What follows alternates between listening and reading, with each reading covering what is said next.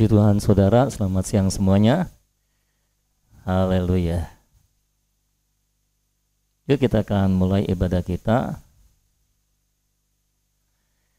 Saya mengajak kita semua dulu menyeru nama Tuhan. Saya mau bacakan 1 Korintus pasal 1 ayat yang kedua. Atau kita baca sama-sama 1 Korintus pasal 1 ayat yang kedua. 1 Korintus pasal 1 ayat yang kedua. Sudah di situ semua? Ya. 2, 3. Kepada jemaat Allah di Korintus, yaitu mereka yang dikuduskan dalam Kristus Yesus dan yang dipanggil menjadi orang-orang kudus, dengan semua orang di segala tempat yang berseru kepada nama Tuhan kita Yesus Kristus, yaitu Tuhan mereka dan Tuhan kita. Saya menggarisbawahi kata dengan semua orang di segala tempat yang berseru kepada nama Tuhan kita Yesus Kristus. Amin saudara. Nah mari kita bersama-sama menyeru nama Tuhan, dan nanti setelah itu kita akan memuji nama Tuhan. Amin. Haleluya. Haleluya. Oh Tuhan Yesus, Tuhan Yesus. Seru nama Tuhan, panggil nama Dia saudara. Tuhan Yesus, oh Tuhan Yesus, ajaiblah Engkau. Tuhan Yesus, kami memuji Engkau, kami meninggikan nama-Mu. Tuhan Yesus, kami menerima Engkau sebagai hayat kami, sebagai pribadi kami. Kami menerima Engkau Tuhan sebagai segala sesuatu kami. Kami menyerah Engkau ya Tuhan Yesus. Amin, haleluya. Terima kasih Tuhan, terima kasih Tuhan. Terima kasih Engkau sudah kumpulkan kami di dalam nama Tuhan Yesus. Kami percaya nama itu nama yang berkuasa. Terima kasih Tuhan, terpujilah nama Tuhan untuk selama-lamanya. Kami menyerahkan ibadah kami dalam tangan Tuhan, dalam nama Yesus. Amin, amin. Yuk kita nyanyi lagu ini dalam nama Tuhan Yesus. Saya nggak tahu ada yang kenal nggak lagu ini, tapi ini memang lagu lama. Oke. Geo tolong di adjust, suaranya masih belum. Dalam nama Tuhan Yesus kita diselamatkan. Nama itu mengalahkan dosa, iblis dan maut. Ajaiblah namanya, nama yang menyelamatkan. Ajaib namanya, nama yang beri kemenangan. Dalam nama Tuhan Yesus, bila kita berdoa, semua setan tak berdaya. Kita menang selamanya. Ajaib, ajaiblah namanya. Bila kita berdoa, ajaiblah namanya. Menang mutlak selamanya. Amin. Dalam nama Tuhan Yesus ada roh penghiburan. Amin. Nama itu menguatkan lewati pencobaan. Ajaiblah, ajaiblah namanya.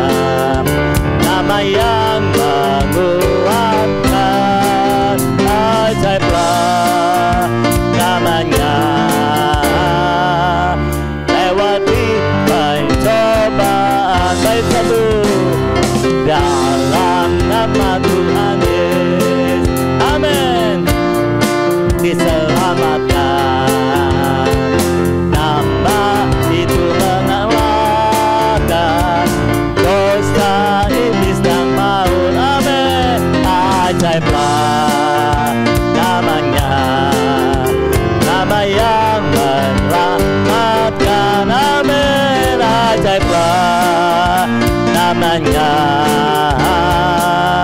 nama yang beri kemenangan. Amin. Dalam nama Tuhan Yesus, amin.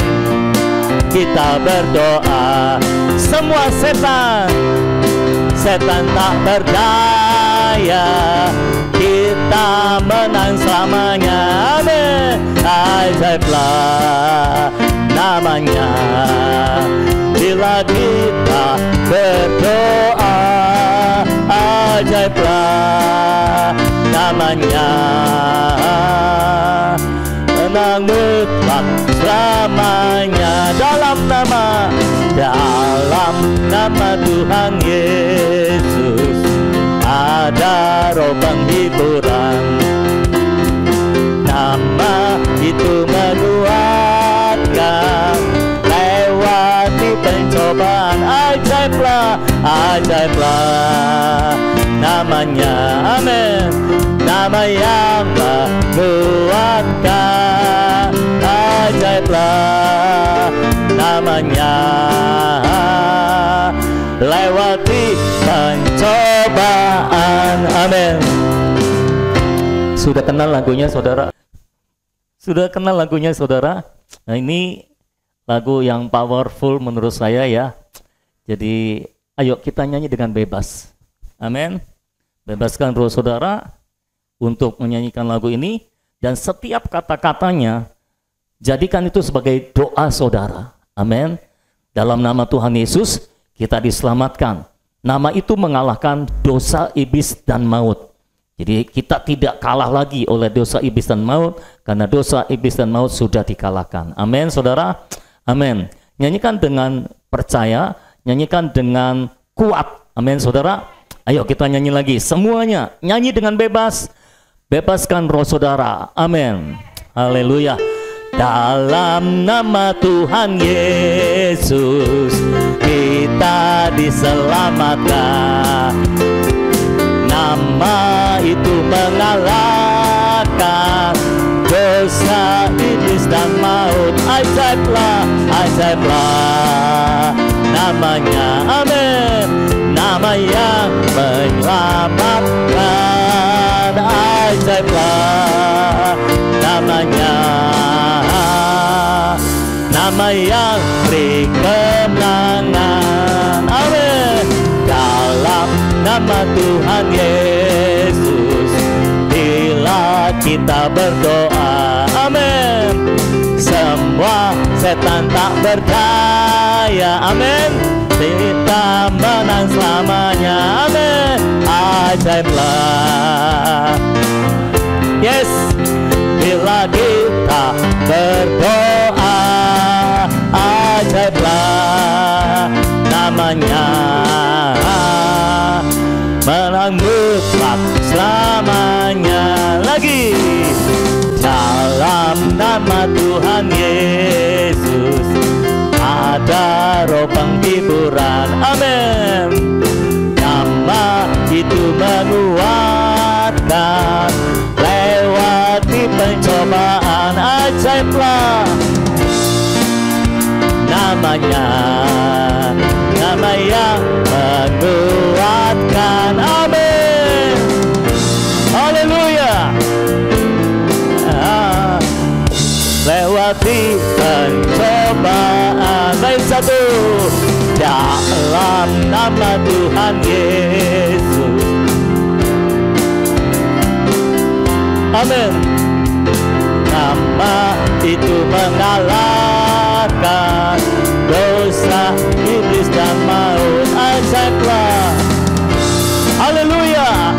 Oh, ajaib namamu Tuhan, menyelamatkan. Ajaiblah namanya,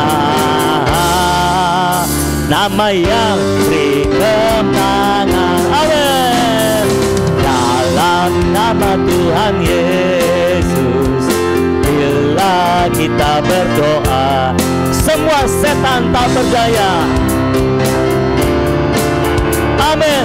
Kita menang selamanya. Amin. Ajaiblah namanya bila kita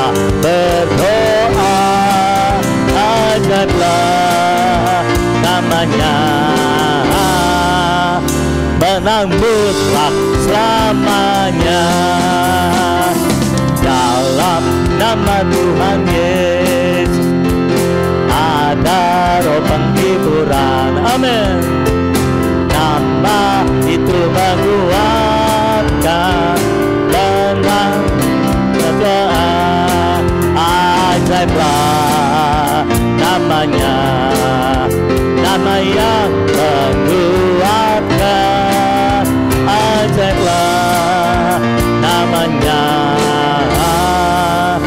lewati pencobaan lagi. Dalam nama Tuhan Yesus, siapa yang diselamatkan? Nama itu mengalahkan dosa, iblis dan maut. Amin. Ajaiblah namanya, nama yang menyelamatkan. Ajaiblah namanya, nama yang beri kemenangan. Amin. Dalam nama Tuhan Yesus, bila kita berdoa, semua setan tak berdaya. Amin. Kita menang selamanya. Semua ajaib namanya, bila kita berdoa. Ajaiblah namanya, menang mutlak selamanya. Dalam nama Tuhan Yesus ada roh penghiburan. Nama itu menguatkan, lewati pencobaan. Amin. Ajaiblah namanya, yang menguatkan. Ajaiblah namanya, lewati pencobaan. Ajaiblah, ajaiblah nama yang menyelamatkan, nama yang menyelamatkan. Ajaiblah namanya, nama yang beri kemenangan. Ajaiblah, ajaiblah. Nah, bila kita berdoa, ajaiblah namanya, menang mutlak selamanya, menang mutlak selamanya. Ajaiblah, ajaiblah namanya, nama yang menguatkan, menguatkan. Ajaiblah namanya, lewati pencobaan. Lagi, lewati pencobaan. Amin. Lewati pencobaan. Amin. Amin. Haleluya. Apakah saudara mengalami itu semua? Dalam nama Tuhan Yesus, kita lewati semua cobaan. Amin, saudara. Dalam nama Tuhan Yesus, kalau kita berdoa, semua iblis enggak berdaya. Kalau kita berdoa, kalau nggak berdoa, saudara yang nggak berdaya kan? Ya, jadi berdoalah di dalam nama Tuhan Yesus. Nama itu menyelamatkan kita, nama itu mengalahkan dosa, iblis dan maut. Amin, saudara. Sehingga kita tidak lagi menjadi hamba dosa, iblis dan maut. Nama itulah yang memberi kita kemenangan. Amin, saudara. Dalam nama itu kita menang mutlak selamanya. Amin. Itu sebabnya peperangan rohani orang Kristen bukanlah peperangan yang merebut kemenangan, karena kita sudah menang. Peperangan kita adalah peperangan yang mempertahankan kemenangan. Karena iblis berusaha menggagalkan kemenangan kita, merebut kembali kemenangan kita dengan tipu dayanya. Dan kita mempertahankan kemenangan. Amin, saudara. Haleluya. Hari ini seperti biasa di akhir bulan, Kita akan sharing dari bahan MYT selama sebulan ini, dan 5 pembicara kita sudah siap tentunya, ya. Dan hari ini kita akan berikan kesempatan kepada mereka untuk bicara dahulu, baru setelah itu saudara bicara. Jadi hari ini semua kita jadi pembicaranya. Nah, cuma satu yang amin. Itu pun pembicaranya. Jadi hari ini semua kita adalah pembicaranya. Amin. Saudara harus latihan untuk menjadi pembicara, karena dengan berbicara saudara bisa menyalurkan Kristus kepada orang lain. Amin. Oke, yuk kita berikan kesempatan kepada mereka dahulu. Yang pertama, silakan. Siapa dulu?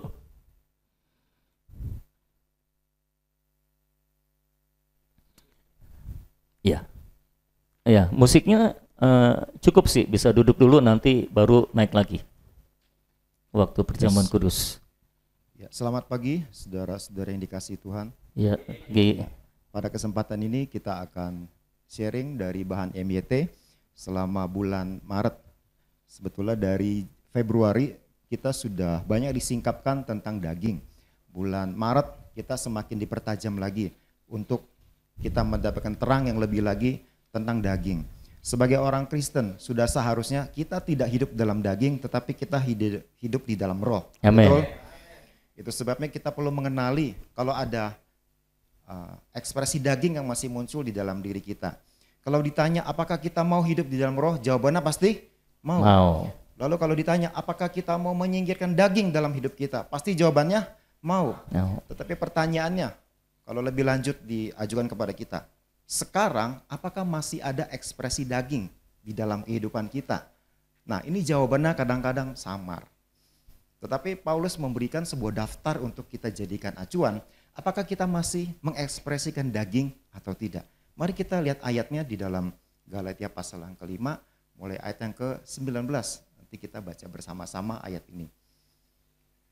Ya, bisa dimunculkan. Nah, Galatia 5 pasal yang ke-19 ayat 2 sampai 21 ini adalah daftar perbuatan daging yang nyata-nyata bisa kita lihat. Kita baca bersama 2, 3. Perbuatan daging telah nyata, yaitu percabulan, kecemaran, hawa nafsu, penyembahan berhala, sihir, perseteruan, perselisihan, iri hati, amarah, kepentingan diri sendiri, percideraan, roh pemecah, kedengkian, kemabukan, pesta pora, dan sebagainya. Terhadap semuanya itu kuperingatkan kamu, seperti yang telah kubuat dahulu, bahwa barang siapa melakukan hal-hal yang demikian, ia tidak akan mendapat bagian dalam kerajaan Allah. Jadi daftar ini adalah ekspresi daging yang secara nyata-nyata dapat kita lihat. Artinya, jikalau salah satu saja perbuatan dosa daging itu masih ada di dalam diri kita, artinya kita masih hidup dalam daging. Enggak perlu semua, cukup satu saja. Yeah. Begitu ada satu ekspresi dari daftar tersebut yang muncul dari dalam diri kita, sudah dapat dipastikan kita masih hidup dalam daging.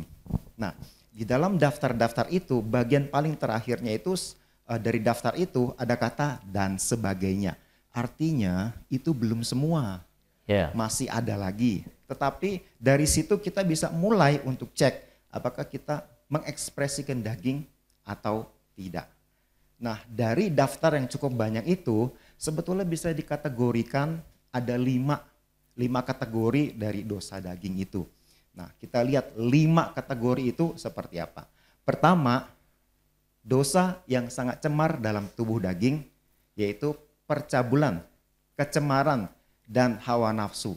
Ini jelas-jelas sangat terlihat ketika orang mengekspresikan hal tersebut. Wah, ini kedagingan ini. Dosa yang sangat cemar gitu ya. Ini adalah nomor 1 top ratingnya istilahnya begitu ya. Kalau udah lakukan itu udah pastilah daging. Kemudian kategori yang kedua itu disebut dosa persekutuan dengan iblis secara adikodrati, yaitu penyembahan berhala dan sihir. Ini juga termasuk cukup kelihatan. Bobotnya juga cukup tinggi, bobotnya cukup berat ya. Dosa adikodrati yang bentuknya penyembahan berhala dan sihir. Yang ketiga, dosa dalam watak. Nah, ini urutannya udah makin turun nih. perseteruan, perselisihan, iri hati, dan amarah. Ini kategori dosa dalam watak. Kemudian yang keempat, kategorinya adalah dosa perpecahan secara rohani. Makin turun lagi ratingnya, makin gak begitu kelihatan, percekcokan, roh pemecah, dan kedengkian. Dan yang terakhir adalah kategori dosa menghamburkan kesenangan, yaitu kemabukan dan pesta pora. Dari kategori tersebut mungkin kita akan menilai bahwa ada dosa yang bobotnya cukup berat, ada dosa yang bobotnya ringan. Ada dosa yang keji istilahnya ya, seperti penyembahan berhala, seperti percabulan, seperti hal-hal yang kelihatan banget tentang top rating itu, nomor 1, nomor 2. Kita menganggap itu sebagai dosa yang keji. Tapi di bawah-bawahnya itu dianggap sebagai dosa yang lebih ringan. Bobotnya itu lebih kecil. Jadi kalau yang melakukan dosa dalam bobot yang ringan merasa gua nggak separah dia, gitu ya. Yang melakukan dosa dengan bobot yang lebih besar, dengan dosa daging yang keji. Nah dari situ orang Kristen banyak tertipu. Dia masih hidup dalam daging, tetapi dia tidak bisa melihatnya karena dia berkaca kepada bobot itu. Sehingga yang difokuskan hanya yang top rating itu loh. Tetapi sebetulnya seberapapun ratingnya, mau rating ke-1, mau rating ke-3 atau maupun rating yang paling bawah, semuanya dari sumber yang sama, berasal dari daging. Sama saudara-saudara. Apakah dosanya hitam, apakah dosanya putih, tetap namanya dosa, tetap dosa. Value-nya sama di hadapan Allah. Dosa daging tidak berkenan di hadapan Allah. Daging tidak mendapatkan bagian di dalam kerajaan Allah. Daging sama sekali tidak berguna. Berapapun bobotnya, ratingnya, apakah bentuknya yang keji ataupun bentuknya itu beradab istilahnya. Semuanya sama saudara-saudara. Selama itu daging, tetap daging. Selama itu daging, hasilnya maut bukan hidup. Selama itu daging, tidak berguna. Roh yang memberi hidup. Amin. Kita membutuhkan terang Roh Kudus untuk kita bisa menginsafi jikalau masih ada daging yang ada di dalam kehidupan kita. Bahkan kalau kata daftar daging yang tadi disebutkan di dalam Galatia 9-21 itu, yang ujungnya itu ada kata dan sebagainya itu, kategorinya tadi ada 5, mungkin kita bisa tambahkan lagi ada satu kategori namanya kategori dosa daging yang profesional. Melayani dengan daging bisa ya. Melakukan aktivitas rohani dengan bersandar kepada diri sendiri, tidak bersandar kepada Tuhan, itu sangat mungkin terjadi. Baca Alkitab, memimpin pujian, bahkan berkhotbah, melakukannya dengan bersandar kepada diri sendiri, tidak bersandar kepada Tuhan. Itu adalah sebuah dosa daging yang sama juga berasal dari daging. Dan itu dilakukan secara profesional sampai-sampai orang yang melakukan itu tidak menyadari dan orang yang dilayani juga tidak menyadari bahwa yang melayani itu melakukannya di dalam daging. Saking profesionalnya. Itu sebabnya di dalam Matius 7 ayat 21-23, orang-orang yang melakukan dosa daging profesional itu datang kepada Tuhan dengan yakin bahwa dia akan mendapatkan pahala. Tuhan, bukankah aku telah melakukan mujizat? Mengusir setan, bernubuat demi nama Tuhan loh. Tetapi Tuhan berkata, aku tidak mengenal engkau, enyahlah kamu sekalian pembuat kejahatan. Jadi tragis saudara-saudara. Mudah-mudahan ya Roh Kudus terus menerangi kita. Amen. Sekiranya masih ada daging apapun bentuknya. Apakah itu daging yang keji, apakah itu daging yang beradab, ataukah itu daging yang profesional bahkan. Semuanya kalau masih berbentuk daging tidak berkenan di hadapan Tuhan. Semuanya jikalau masih bersifat daging tidak menghasilkan hidup. Semuanya menghasilkan maut. Amin. Kita berdoa biar Tuhan terus menerangi kita. Tuhan terus menyingkapkan daging yang masih ada di dalam diri kita supaya itu dihabisi. Supaya itu disingkirkan semuanya. Tidak ada lagi daging, hanya ada roh Tuhan saja. ada hayat ilahi saja di dalam diri kita. Amin. Kalau kita menyadari bahwa daging tidak boleh lagi ada di dalam diri kita, kita butuh terang Roh Kudus. Amin. Lalu kita juga perlu tahu bagaimana caranya untuk kita bisa menghilangkan, kita bisa menghabisi, kita bisa menyingkirkan semua daging. Bagaimana caranya? Bagaimana jalannya? Nanti saudara Michael akan mempersekutukan ini tentang hal tersebut. Saya berikan kesempatan kepada saudara Michael untuk melanjutkan. Silakan kita lanjutkan ya.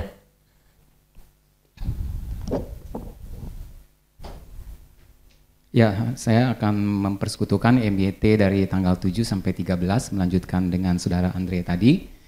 Tadi kita sudah diberitahukan mengenai daftar perbuatan daging yang masih ada dalam hidup kita. Dan terakhir tadi juga disebutkan bahwa kita harus minta terang Tuhan supaya Tuhan menerangi masih adakah daging-daging itu dalam hidup kita. Nah, permasalahannya ketika kita minta diterangi Roh Kudus kan pasti akan menerangi atau menginsafkan kita akan dosa daging itu. Nah, masalahnya ketika diinsafkan, kebanyakan orang Kristen itu mereka berusaha untuk mengalahkan daging tersebut. Setelah diinsafkan dagingnya, mereka berusaha untuk menaklukkan daging tersebut. Padahal sebenarnya jalan untuk menaklukkan daging itu, jalan untuk mengalahkan daging itu bukannya kemenangan, tapi kematian. Ya. Kebanyakan orang Kristen maunya menang, bukannya mati. Makanya ketika disingkapkan, oh ternyata masih ada dosa daging ini nih. Dia mulai berpikir, bagaimana caranya saya bisa mengalahkan ini? Bagaimana caranya saya bisa menang dari dosa daging ini? Ada tertulis dalam kitab Kolose 2 ayat 20, coba kita buka sama-sama saudara. Itu ditampilkan.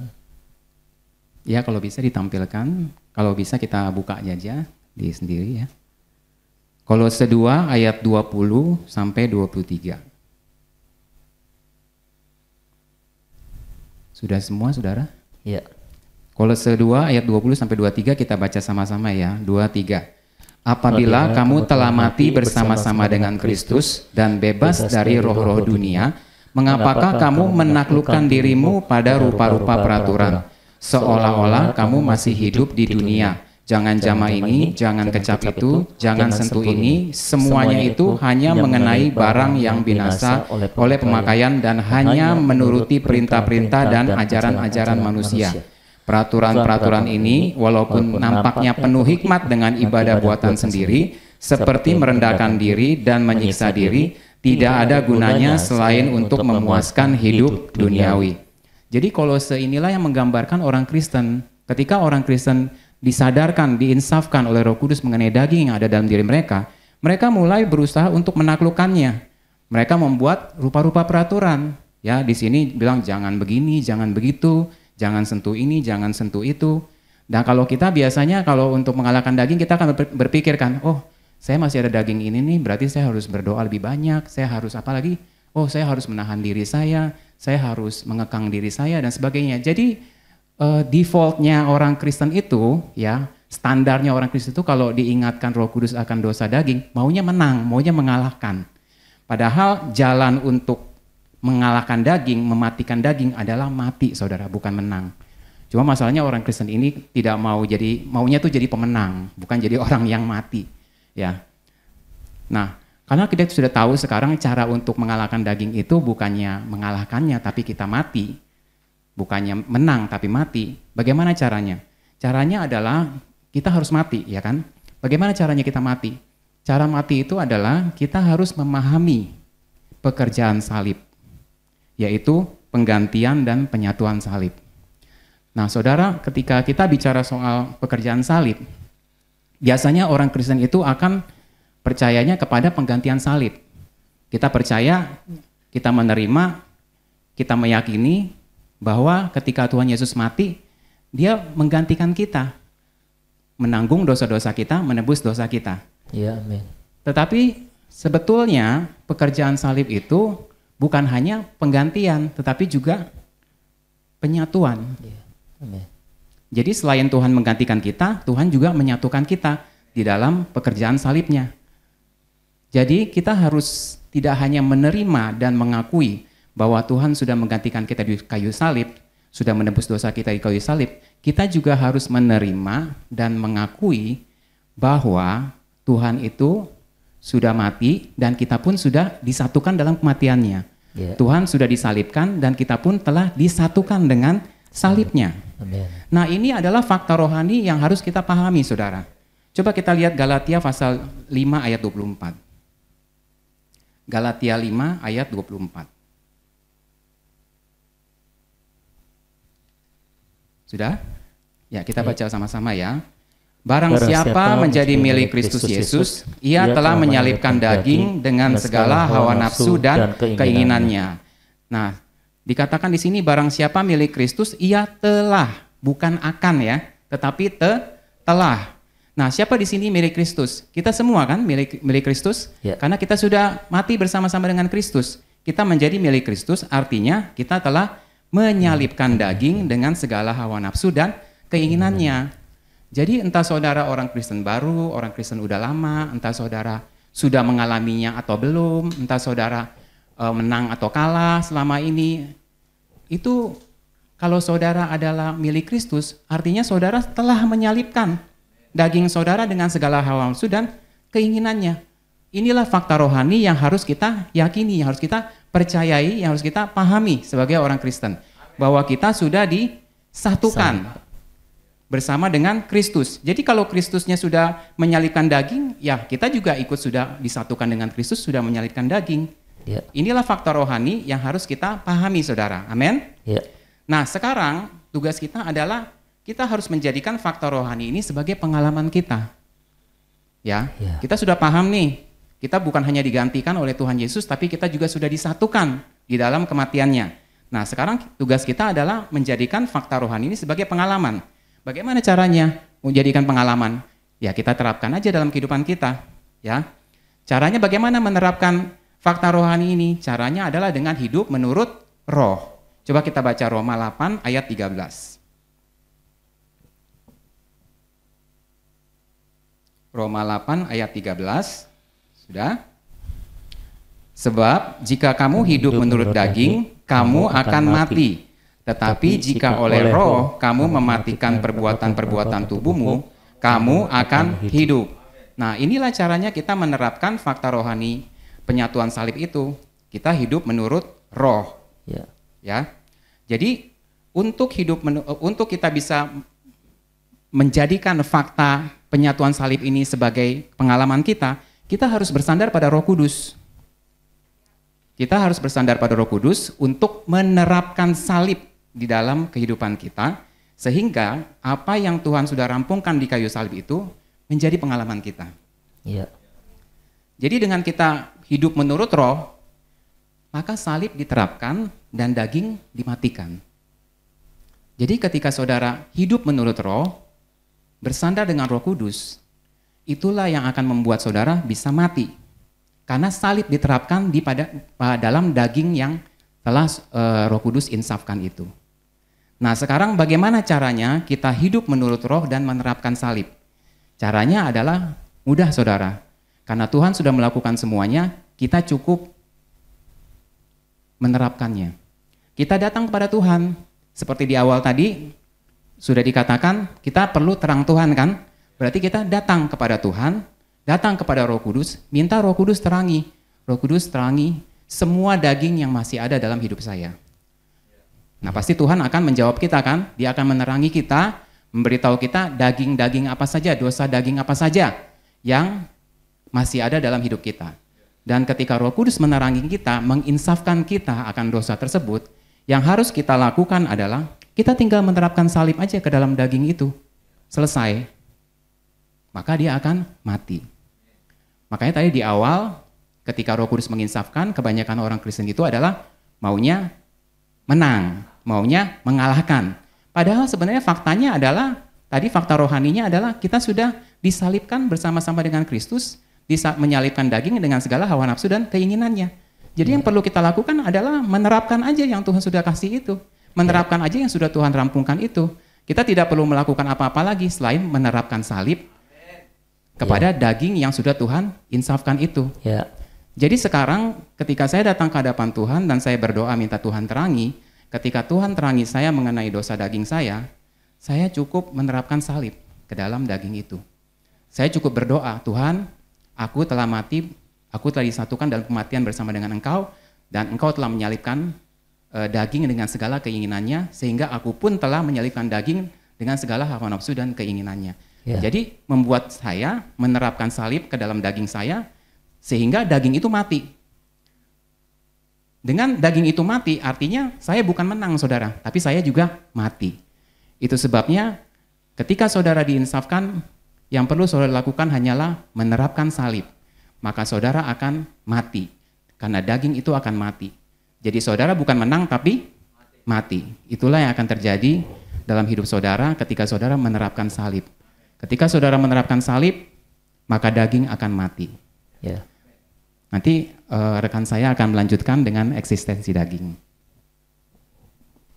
Ya, silakan.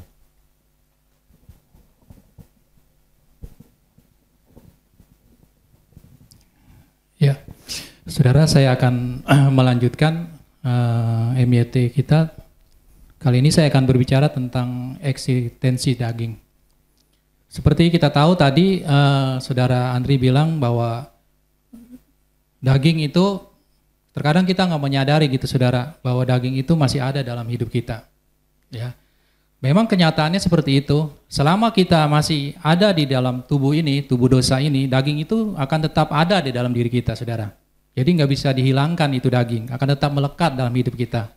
Ya, bahkan hayat kelahiran kita kembali juga tidak bisa melenyapkan daging.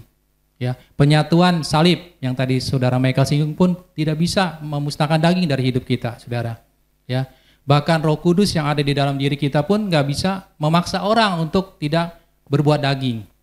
Ya, karena itu di dalam Roma 8 ayat 23, mari kita baca, saudara. Di Roma 8 ayat 23 itu. Dan bukan hanya mereka saja, tetapi kita yang telah menerima karunia sulung roh, maka kita juga mengeluh dalam hati kita sambil menantikan pengangkatan sebagai anak, yaitu pembebasan tubuh kita. Ya, oleh karena itu sampai saat ini masih banyak orang tuh yang mengeluh, saudara. Kapan ini ya daging itu lenyap dari hidupnya? Ya, kapan daging tidak ada lagi dalam hidup saya, gitu. Ya, karena itu kapan daging itu tidak ada lagi dalam diri kita, yaitu nanti pada saat kita dibebaskan dari tubuh daging itu, tubuh kita itu diubahkan menjadi tubuh kemuliaan. Dan itu terjadi saat kedatangan Tuhan yang kedua, saudara. Amin. Ya, maka itu biarlah ini mulai menyadarkan kita bahwa karena kita tahu daging itu akan tetap ada dalam diri kita, ya, tetap nyantol dalam diri kita itu, kita harus tetap waspada, saudara, setiap saat dan setiap waktu itu. Kita nggak boleh bermalas-malasan, ya. Kita harus tetap hidup di dalam roh, ya. Sedikit saja kita memberi kesempatan daging itu untuk bisa bermanifestasi, dia akan bermanifestasi, saudara. Sedikit saja kita keluar dari roh, kita lalai menjaga diri kita, maka daging itu akan benar-benar termanifestasi lagi, saudara. Ya, seperti itu, ya, faktanya. Maka itu biarlah ini mulai menyadarkan kita semua bahwa kita harus benar-benar selalu waspada, ya. Bukan hanya Bang Napi aja yang bilang selalu waspada, waspada. Kita juga harus selalu waspada, saudara. Ya, seperti itu. Nah, tapi bagaimana caranya? Kita ini kan masih daging itu kan masih ada nih di dalam diri kita, karena kita masih menggunakan tubuh dosa ini, masih ada dalam tubuh dosa ini. Bagaimana kita bisa daging itu ada dalam diri kita, tapi kita bisa tidak mengikuti perbuatan daging itu, saudara. Ya. Yuk kita lihat di sini di dalam 2 Korintus 10 ayat 3. Nah, ini Paulus memberikan kita jalan keluarnya, saudara. Ya, kita bisa hidup dalam daging, namun kita tidak berjuang dalam daging. Nah, ya, yuk kita baca. Memang kami masih hidup di dunia, tetapi kami tidak berjuang secara duniawi. Ya, lebih terangnya di versi AYT-nya nih ya. Memang kami masih hidup dalam kedagingan, tapi kami tidak berjuang secara daging. Ya. Ya. Jadi kita ini memang masih hidup dalam kedagingan, saudara. Ya. Tapi kita itu nggak boleh berjuang secara daging. Amin. Ya. Tapi kita harus berjuang secara di dalam roh. Ya. Ya. Mungkin secara sisi materi ini kita hidup dalam daging, tetapi dalam sisi rohani seharusnya kita hidup di dalam roh. Ya. Itulah kehidupan orang Kristen yang seharusnya. Ya. Jadi kita memang masih hidup dalam kedagingan, tapi kita harus hidup di dalam roh senantiasa. Ya. Sedikit saja kita keluar dari roh, berarti kita sudah hidup dalam daging tuh. Ya. Maka itu biarlah ini semua boleh menyadarkan kita semuanya bahwa hidup di dalam roh itu bukanlah pilihan, tapi memang itu harus dan kewajiban kita senantiasa, saudara. Ya. Nah, selanjutnya kita udah tahu bahwa tadi kita hidup dalam daging, tapi kita tidak hidup secara daging. Ya. Fakta yang harus kita juga tahu bahwa kita itu sekarang ini tidak lagi berhutang kepada daging, saudara, tapi kita itu harus berhutang kepada roh. Ya. Coba kita baca nih di dalam Roma 8 ya ayat 12 dan 13 ya. Roma 8 ayat 12 13. Jadi saudara-saudara, kita adalah orang berhutang. Kita ini semua orang berhutang ya. Tetapi bukan kepada daging, supaya hidup menurut daging. Sebab jika kamu hidup menurut daging, kamu akan mati. Tetapi jika oleh roh kamu mematikan perbuatan-perbuatan tubuhmu, kamu akan hidup. Amin. Ya. Jadi kita semua ini orang-orang yang berhutang, saudara. Ya, kita ini telah ditebus oleh darah Tuhan Yesus. Kita sudah diselamatkan. Ya, Kristus yang ada di dalam kita itulah yang menyelamatkan kita. Jadi faktanya, saudara, sekarang kita semua yang telah dilahirkan kembali enggak lagi berhutang sama daging, saudara.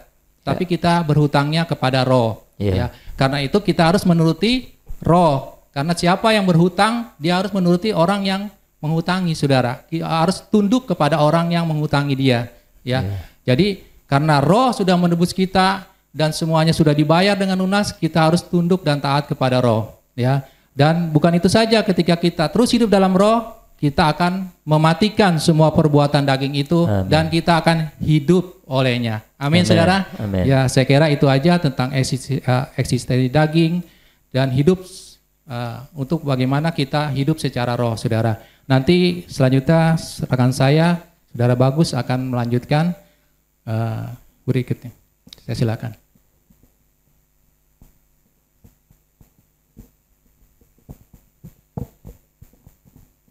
Iya. Oke. Ya, kita sudah mengetahui tentang eksistensi daging ya tadi yang saudara Aan sebutkan. Kali ini saya akan menyampaikan atau mempersekutukan tentang MGT tanggal 18 sampai 23 Maret kemarin tentang mengenali perbuatan baik daging. Nah, ini menarik karena ini kita tahu bahwa kita selama ini taunya daging itu yang dosa daging ya, yang tadi Andre sebutkan, Galatia 9 itu ya, yang banyak perbuatan daging. Galatia 5, oh ya Galatia 5, maaf. Galatia 5 tadi banyak sekali perbuatan daging. Tetapi ya kita mesti tahu bahwa aspek daging itu ada dua, ya, yaitu dosa daging, yaitu perbuatan daging, perbuatan tubuh, ya, dan dua adalah ego daging, perbuatan jiwa. Nah, terkadang kalau perbuatan daging kan kita tahu bahwa itu ya hal yang najis ya, seperti itu ya, yang jahat gitu loh. Tetapi terkadang perbuatan jiwa itu tidak senajis atau tidak sejahat perbuatan tubuh. Ya. Tetapi kembali lagi semuanya, perbuatan jiwa berpusat kepada diri sendiri. Ya. Bukan kepada Kristus. Ya. Nah, ini poin pentingnya. Nah, terkadang orang Kristen sekarang banyak terjebak di sini. Banyak tidak melakukan yang daging, tidak jahat apa-apa. Tetapi mereka tidak memperhatikan faktor di dalam, yaitu jiwa mereka. Hidup mereka bergantung sama Kristus atau enggak? Nah, ini yang ya saya juga bertobat melalui hal ini karena saya melihat bahwa sepanjang menjadi orang Kristen, kita selalu bergantung pada diri sendiri, bukan kepada Kristus. Bahkan saat memutuskan sesuatu, mempertimbangkan sesuatu, selalu pertimbangannya adalah diri sendiri, bukan bertanya pada Tuhan. Nah, itu yang selama ini ya kita semua perlu bertobat dalam hal ini. Ya ini yang saya sampaikan tentang mengenali perbuatan daging. Ya, nah cara mengenali perbuatan daging itu seperti apa sih? Nah, ini saya menyampaikan ada 4 hal untuk kita bisa mengenali perbuatan daging itu. Perbuatan baik. Ya, perbuatan baik daging, maaf ya. Nah, yang pertama, percaya pada diri sendiri. Ya. Yang kedua, mengandalkan diri sendiri. Iya. Ya. Yang ketiga, berpusat pada diri sendiri. Dan yang keempat, memuliakan diri sendiri. Nah, ini saya mau berbicara tentang 4 hal ini. Ya, ini kita bisa refleksikan juga dalam hidup kita sehari-hari. Ya, mungkin yang perlu kita pahami ya, tadi saya sempat dikoreksi juga tadi tentang perbuatan baik. Nih, jangan salah ya, daging tidak hanya bisa melakukan dosa. Iya. Ya, itu. Mungkin kita tahu, daging itu melakukan dosa, kejahatan, dan lain sebagainya. Tetapi daging juga bisa melakukan perbuatan baik. Ya, jangan salah itu ya. Perbuatan baik yang dilakukan daging itu ya bedanya tipis sekali, bahkan samar. Kita bahkan tidak mengetahui ini daging atau roh gitu ya. Ya, bahkan apa yang orang lakukan ya, orang itu baik, terkenal baik di masyarakat. Ya. Kita tahu, orang ini baik nih, banyak menyumbang gereja, banyak melakukan ini. Tapi kita ya itu kita tidak bisa berkata ini itu harus dari ini ya, penilaian yang harus dari roh ya. Kita harus mengenali orang itu berbuat secara daging atau enggak ya. Kita tidak bisa menghakimi juga, tetapi kita mengenali perbuatan daging itu ujungnya apa, saudara. Kalau ujungnya kepada Kristus, itu adalah perbuatan yang dilakukan berasal dari hayat ilahi. Tetapi kalau ujung-ujungnya aku, itu berasal dari daging. Nah, itu beda utama yang sangat kentara yang bisa kita nilai dari perbuatan baik itu ya. Mari kita baca, saya majak bersama Roma 8 ayat 8 ya. Roma 8 ayat 8, saya langsung baca aja ya. Mereka yang hidup dalam daging tidak mungkin berkenan kepada Allah. Iya. Ya, mereka yang hidup dalam daging tidak mungkin berkenan kepada Allah. Ya, ini menarik sekali dalam pembacaan MYT itu bahwa ada perbedaan yang sangat besar antara perbuatan baik daging dan perbuatan baik dari hayat ilahi. Ya, perbuatan baik yang dilakukan oleh daging ya mungkin ini ya ya bisa kita lakukan ya. Jadi dengan tekad ya. Kita berbuat baik, kayak misalnya contoh, katakanlah kita memberikan perpuluhan misalnya ya kan, kita pengen kayaknya ini nih kita rajin gitu loh, rajin memberikan ataupun yang lainnya lah, perbuatan baik memberi gitu ya. Mungkin ya kita tahu gitu loh kalau ada yang memberi dengan tulus atau enggak, tetapi ujung-ujungnya jadi kayak ingin menunjukkan diri bahwa aku nih ngasih ini segini, aku nih bisa memberi perpuluhan dengan rutin, ya kan? Ya, perpuluhan memang sesuatu yang berguna untuk membangun gereja Tuhan, tetapi ada kalanya hal-hal seperti itu dipakai untuk meninggikan diri sendiri, ya. Dan ini perbuatan itu bisa aja kita lakukan dengan tekad, tindakan kita sendiri, tetapi perbuatan seperti itu, perbuatan baik daging itu ya, itu tidak membawa orang tersebut dekat dengan Allah. Ya ini poin yang penting. Malah mungkin bisa membuat diam-diam ada kesombongan. Ya, itu yang kita harus mewaspadai, kata Bang Aan tadi ya, bukan Bang Napi ya, Bang Aan ya. waspada terhadap hal itu, ya. Ada satu hal ya dalam Matius 6 ayat 6 tentang doa, ya. Di situ Tuhan berkata, tetapi jika engkau berdoa, masuklah ke dalam kamarmu, tutuplah pintu dan berdoalah kepada Bapamu yang ada di tempat tersembunyi. Ini saya catat poin ini. Kebaikan yang berasal dari roh selalu bersifat tersembunyi. Amin. Amin. Kebaikan yang berasal dari roh itu selalu bersifat tersembunyi. Ya, ini yang selama ini kita tidak menyadari hal itu. Ya, kita lihat bahwa kayak orang bersaksi, ya kan, ya saudara saya sudah diberkati, bla bla bla. Banyak sekali orang bersaksi, tapi ujung-ujungnya bukan Kristus. Tapi ingin nunjukin nih, aku berhasil nih, karena aku sudah berdoa. Nih, aku sudah berhasil karena aku sudah ngasih persembahan. Aku sudah melakukan ini, itu. Semuanya dia expose seperti itu.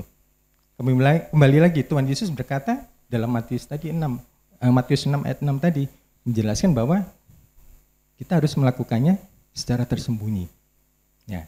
Nah ini dalam berbagai aspek dalam hidup kita, ya, dalam pekerjaan ataupun pelayanan, ya ini biasanya pelayanan, ya, kadang kita nggak, kayaknya semua pelayanan baik, ya, perbuatan baik yang dilakukan dalam pelayanan itu baik, tetapi kita lihat ujung-ujungnya apa, ya, memuliakan Kristus atau memuliakan diri sendiri, ya. Nah, ya ini sebagai ini, ya, saya baca bersama, ya, kita di Yeremia 17 ayat 5, ya. Beginilah firman Tuhan, terkutuklah orang yang mengandalkan manusia, yang mengandalkan kekuatannya sendiri dan hatinya menjauh daripada Tuhan. Nah, ya seringkali kita berpikir kalau orang yang mengandalkan diri sendiri itu akan gagal, tetapi dalam Alkitab nggak mengatakan begitu, ya. Orang yang mengandalkan diri sendiri itu akan terkutuk, bukan gagal. Bisa saja orang yang berbuat baik dengan daging bisa berhasil, bisa. Tetapi di balik keberhasilan itu ada kutukan, ada hukuman Tuhan. Nah, ini yang perlu kita waspadai juga. Dalam perbuatan baik kita, apakah dalam daging atau dalam roh? Ya. Nah, dalam Yeremia tadi itu jelas-jelas mengatakan terkutuklah itu berarti pantas menerima hukuman. Ya, orang yang mengandalkan diri sendiri mungkin bisa berhasil, namun akan terkutuk. Ya, itu akan menerima hukuman dari Tuhan. Nah, ya, Galatia 3 ayat 3 mengingatkan saya juga. Ya, kamu telah memulai dengan roh, maukah kamu sekarang mengakhirinya di dalam daging? Nah, ini poin terakhir yang mau saya sampaikan, bahwa kita harus terus hidup dalam roh. Ya, terkadang banyak sekali orang Kristen hamba Tuhan memulai segalanya dalam roh. Mungkin awal-awalnya merasa, Tuhan, aku nggak mampu bersandar kepada Tuhan. Setelah berjalannya waktu, mungkin anugerah Tuhan bekerja, ya, banyak sekali hal yang dia bisa lakukan. Lama-lama dia tidak bergantung pada Tuhan. Ya, dikatakan bahwa kita harus mengawali dalam roh dan mengakhirinya dengan roh. Ya. Tetapi kita nggak bisa mengakhirinya dengan roh dengan kekuatan sendiri. Yang bisa mengakhirinya adalah Kristus. Kristus yang bisa mengakhirinya. Unsur Kristus harus nyata dalam setiap tindakan perbuatan baik kita. Ya, kita harus terus hidup dalam roh, terus masuk dalam roh, terus bersandar kepada Tuhan sepenuhnya. Ya. Bukan bersandar pada kekuatan, ide, ego kita sendiri, tapi bersandar penuh pada Tuhan. Ya, saya percaya bahwa kita semuanya di sini ditetapkan untuk masuk bersama-sama Kristus, ya, di masa 1000 tahun. Dan kita percaya bahwa pada saatnya nanti Tuhan dapati, Ya. setiap kita ada hayat, setiap kita akan didapati penuh dengan roh. Ya, Ya, amin. saya percaya ini yang terjadi pada jemaat di tempat ini, gereja ini adalah gereja yang ditetapkan Tuhan untuk bisa menjadi satu dalam tubuh Kristus. Ya, Amin. amin. Terima kasih. Amin. Selanjutnya, Saudara Romi akan melanjutkan. Ya, thank you. Silakan. Ini yang terakhir, jadi setelah ini saudara siap-siap untuk jadi pembicara. Ya, saya mau share bahan MYT yang dari Kamis 28 Maret sampai yang 31 Maret. Yang Kamis ini tentang pandangan Allah terhadap daging. Yohanes 6 ayat 63, rohlah yang memberi hidup, daging sama sekali tidak berguna. Perkataan-perkataan yang kukatakan kepadamu adalah roh dan hidup. Di sini dikatakan lagi bahwa daging sama sekali tidak berguna. Dari tadi kita juga sudah belajar banyak bahwa daging sama sekali tidak berguna dan itu adalah pandangan Allah terhadap daging. Mau daging yang baik maupun daging yang jahat, dua-duanya sama sekali tidak berguna. Nah, Ya. di sini dikupas ada 3 pandangan Allah terhadap daging yang ada di dalam Alkitab. Yang pertama itu ada di Roma 8 ayat 6a. Karena keinginan daging adalah maut. Nah, di sini Allah berkata keinginan daging adalah maut. Nah, maut di sini maksudnya apa? Maut di sini adalah kematian rohani. Jadi meskipun kita kan tadi udah disingkapkan bahwa kita bisa melayani Tuhan dengan daging. Mungkin kita pertama nggak merasa gitu kan, tadi juga Saudara Bagus bilang bahwa bisa berhasil gitu. Daging bukannya tidak bisa berhasil, terkutuk, tapi dia bisa berhasil juga gitu. Mungkin dengan kecakapannya kita berkata-kata gitu, kita mempunyai public speaking yang bagus. Tapi di belakang itu kita nggak melihat bahwa keinginan daging itu adalah maut. Meskipun yang kita lakukan itu di mata manusia itu baik, tapi di mata Tuhan itu membawa kita kepada maut atau kematian rohani. Sehingga nanti kita nggak sadar bahwa yang diperbesar itu bukan Kristus di dalam kita, tapi diri sendiri. Iya. Sehingga pada suatu waktu kita baru menyadari bahwa akunya kita tuh besar sekali, Kristus sama sekali nggak ada di dalam kita. Jadi itu sangat bahaya sekali. Dan makanya kita benar-benar perlu pewahyuan dari Tuhan akan ini gitu, bahwa Iya. keinginan daging adalah maut. Yang kedua itu Roma 8 ayat 7a. Sebab keinginan daging adalah perseteruan terhadap Allah. Perseteruan ini karena ketika kita melakukan sesuatu di dalam daging, berarti kita melakukan sesuatu merdeka dari Allah, di luar Allah, yaitu kita mengandalkan diri sendiri. Sehingga ya pasti itu kita tidak bersetuju dengan Allah, kehendak Allah apa, tapi yang kita lakukan itu kehendak diri sendiri. Iya. Daging yang jahat akan membawa kita melanggar ketetapan Tuhan, daging yang baik akan membawa kita menegakkan kebenaran di luar Kristus gitu. Iya. Jadi itu sangat bahaya sekali juga. Dan yang ketiga itu Roma 8 ayat 8. Mereka yang hidup dalam daging tidak mungkin berkenan kepada Allah. Nah, ini sudah disinggung berkali-kali, tidak mungkin berkenan. Kenapa tidak mungkin berkenan? Ya karena kita mempersembahkannya diri sendiri. Satu-satunya pribadi yang berkenan, yang bisa berkenan kepada Allah adalah cuma Kristus. Iya, gitu. amin. Jadi kalau misalnya kita melayani Tuhan tapi kita membawa diri sendiri, berarti kan Allah nggak melihat Kristus terekspresi dari pelayanan kita. Iya. Maka itu tidak berkenan kepada Allah. Iya. Mau sebagaimana bagusnya pelayanan kita itu percuma gitu. Iya. Tidak akan diperhitungkan oleh Allah. Jadi kita tidak bisa lagi mengandalkan kebajikan diri sendiri lagi. Mau seunggul apapun itu kebajikan kita. Iya. Terus yang kedua itu yang hari Jumat itu dalam manusia alamiaku tidak ada sesuatu pun yang baik. Ini yang dikatakan oleh Paulus ya. Roma 7 ayat 18.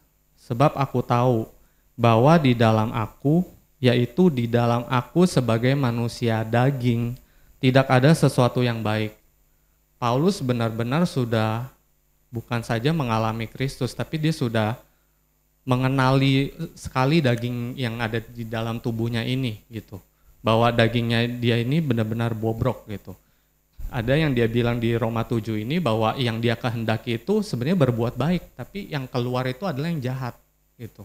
Berarti ketika yang jahat itu yang keluar, yang terekspresi itu bukan lagi dia yang menghendaki, tapi dosa yang ada di dalam dia. tubuh daging ini gitu. Tapi di sini saya mau lebih fokus kepada daging yang baik ya. Iya. Di sini tadi kan dibilang bahwa melayani Tuhan bisa dengan daging. Dan tadi Saudara Bagus bilang bahwa memulai dengan roh, berakhirnya dengan roh atau daging gitu. Nah, bukan berarti kalau kita memulai pelayanan dengan roh, kita pasti berakhir dengan roh juga gitu. Karena hidup dalam roh itu adalah setiap saat, bukan sekali-kali gitu. Iya. Kalau kita tidak hidup di dalam roh berarti udah pasti di dalam daging. Pokoknya cuma ada dua itulah gitu. Iya. Jadi sangat mungkin kita kalau misalnya memulai dengan roh, mungkin awal-awal pelayanan kita masih istilahnya mengandalkan Tuhan sekali gitu. Mungkin sumber dayanya nggak sebanyak itu. Tapi semakin kita dipakai Tuhan, diurapi Tuhan, nah itu bisa membawa kita kepada kesombongan. Memuliakan diri sendiri kalau kita tidak hidup di dalam roh gitu. Iya. Jadi itu sangat bahaya sekali dan terkadang Allah itu perlu membawa kita kepada peremukan. Iya.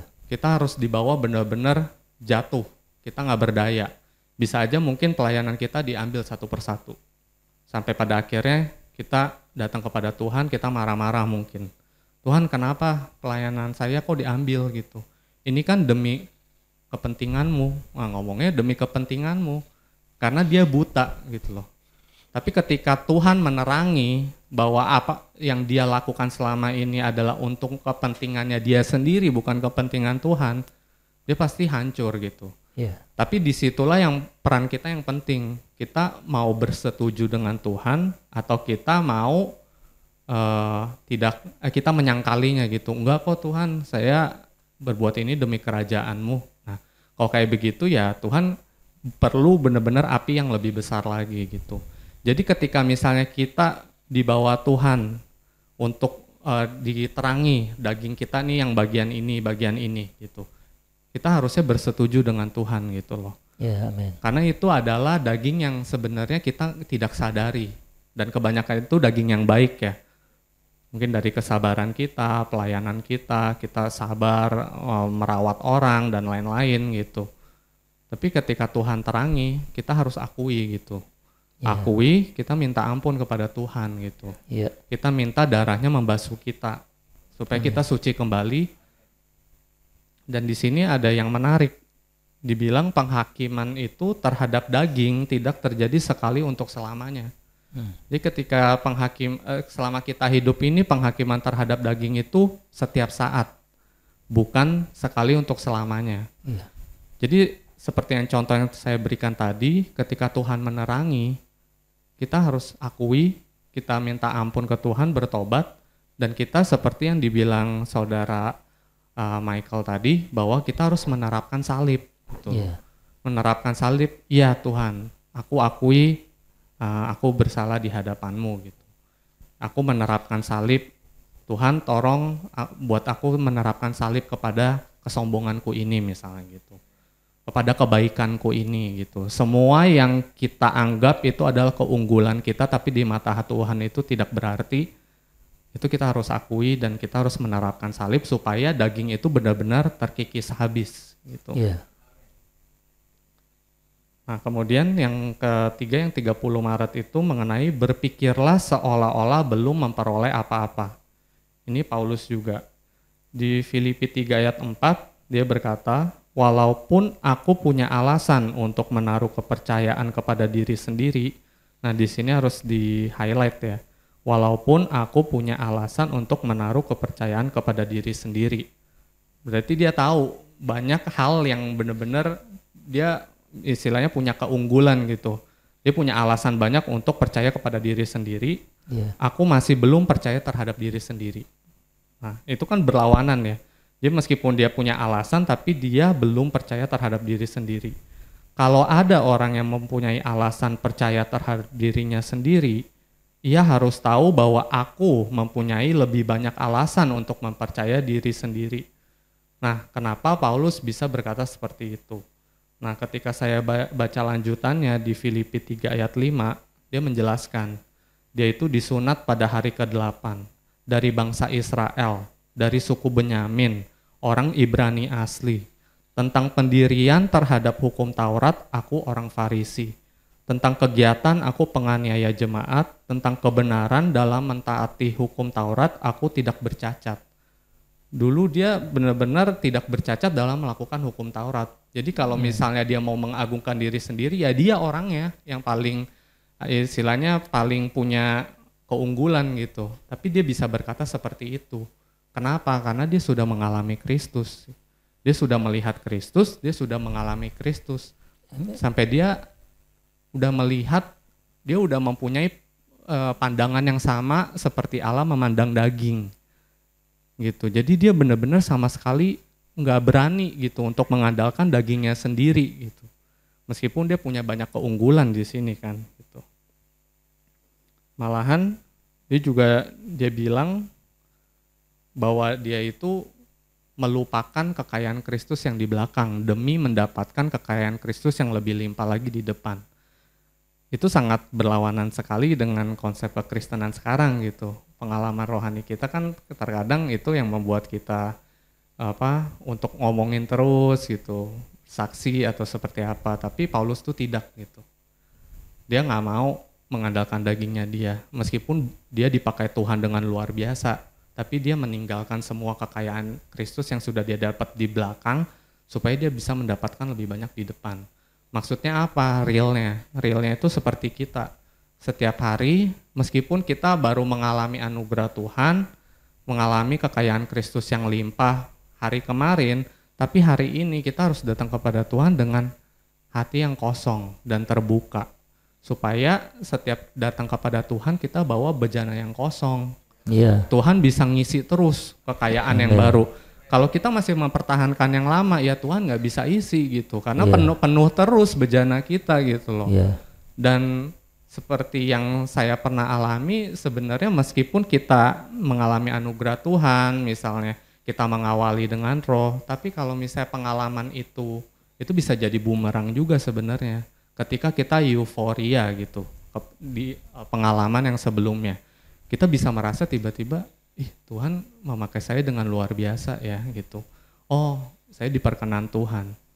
Ujung-ujungnya daging lagi gitu, kesombongan lagi gitu. Dan itu berbahaya sekali. Makanya kita harus minta Tuhan tuh benar-benar kemurahannya itu turun atas kita supaya setiap kita itu bisa membawa bejana yang kosong terus seperti Paulus.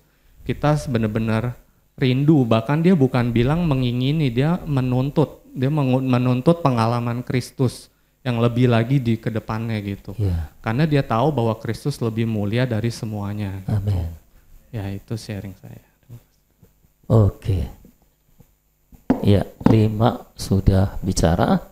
Dan sekarang giliran saudara semua boleh berbicara, meneguhkan lewat pengalaman saudara, atau boleh juga kalau mau bertanya. Silakan kalau mau bertanya atau meneguhkan, melanjutkan pembicaraan yang sudah ada dari pengalaman saudara. Karena saudara setiap hari terima MYT juga kan? Ya, silakan. Siapa duluan? Aci, silakan.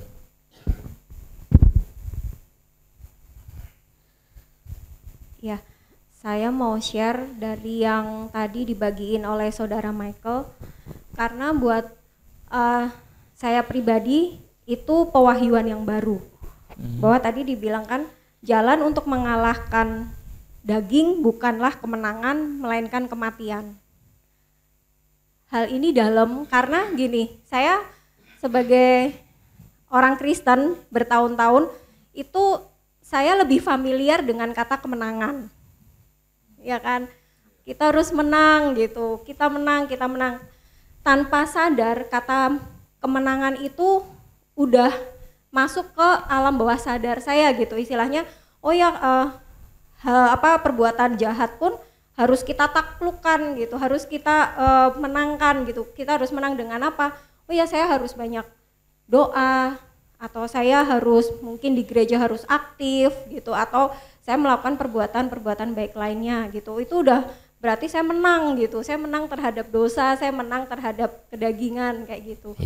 Tapi dengan ini tadi yang dibagikan dengan saudara Michael, bahkan itu istilahnya bertolak belakang. Bahkan bukan menang tapi kematian. Nah itu setelah dibagiin tadi, iya ya, salib. Kita apalagi sekarang kan bilang Paskah gitu kan. Tuhan disalibkan. Salib itu apa? Kematian. Salib itu pembunuhan gitu. Saya baru jadi yang saya lakukan selama ini gitu, itu baik istilahnya, tapi itu balik lagi, itu daging. Dan itu tidak berkenan di hadapan Tuhan, itu terkutuk, itu perbuatan jahat malah. Yang ujungnya yang tadi disampaikan dengan Saudara Bagus, ujungnya maut gitu, terpisah dari Allah. Itu sih yang mencelikan mata saya, oh ya gimana saya harus menerapkan menerapkan salib di atas daging saya. Itu terus, itu nggak bisa sekali, itu harus setiap hari, setiap saat, bahkan istilahnya pada saat kita berkata-kata atau melakukan perbuatan apapun, itu kayak saya harus ngecek lagi, ini yang berkata-kata ini atau ini yang melakukan ini, saya atau Kristus. Gitu. Ya. Terima kasih. Ya, mungkin beberapa orang bertanya tentang menang dan mati. Ya, ini dua kata yang mungkin bertolak belakang. Jadi kita kadang-kadang agak bingung. Mungkin kalau saya ngomong kalimat ini mungkin akan lebih bisa menolong, lebih memperjelas. Kita harus mati terhadap daging dan menang terhadap iblis. Ya, tadi kan kita nyanyi menang terhadap iblis, menang mutlak selamanya. Karena Tuhan sudah menang atas iblis. Tapi untuk daging, kita nggak boleh berusaha menaklukkan daging atau mengalahkan daging.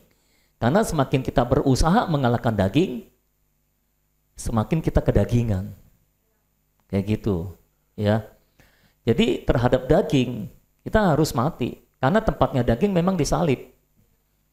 Semua yang menjadi milik Kristus telah menyalibkan daging dengan segala hawa nafsu dan keinginannya.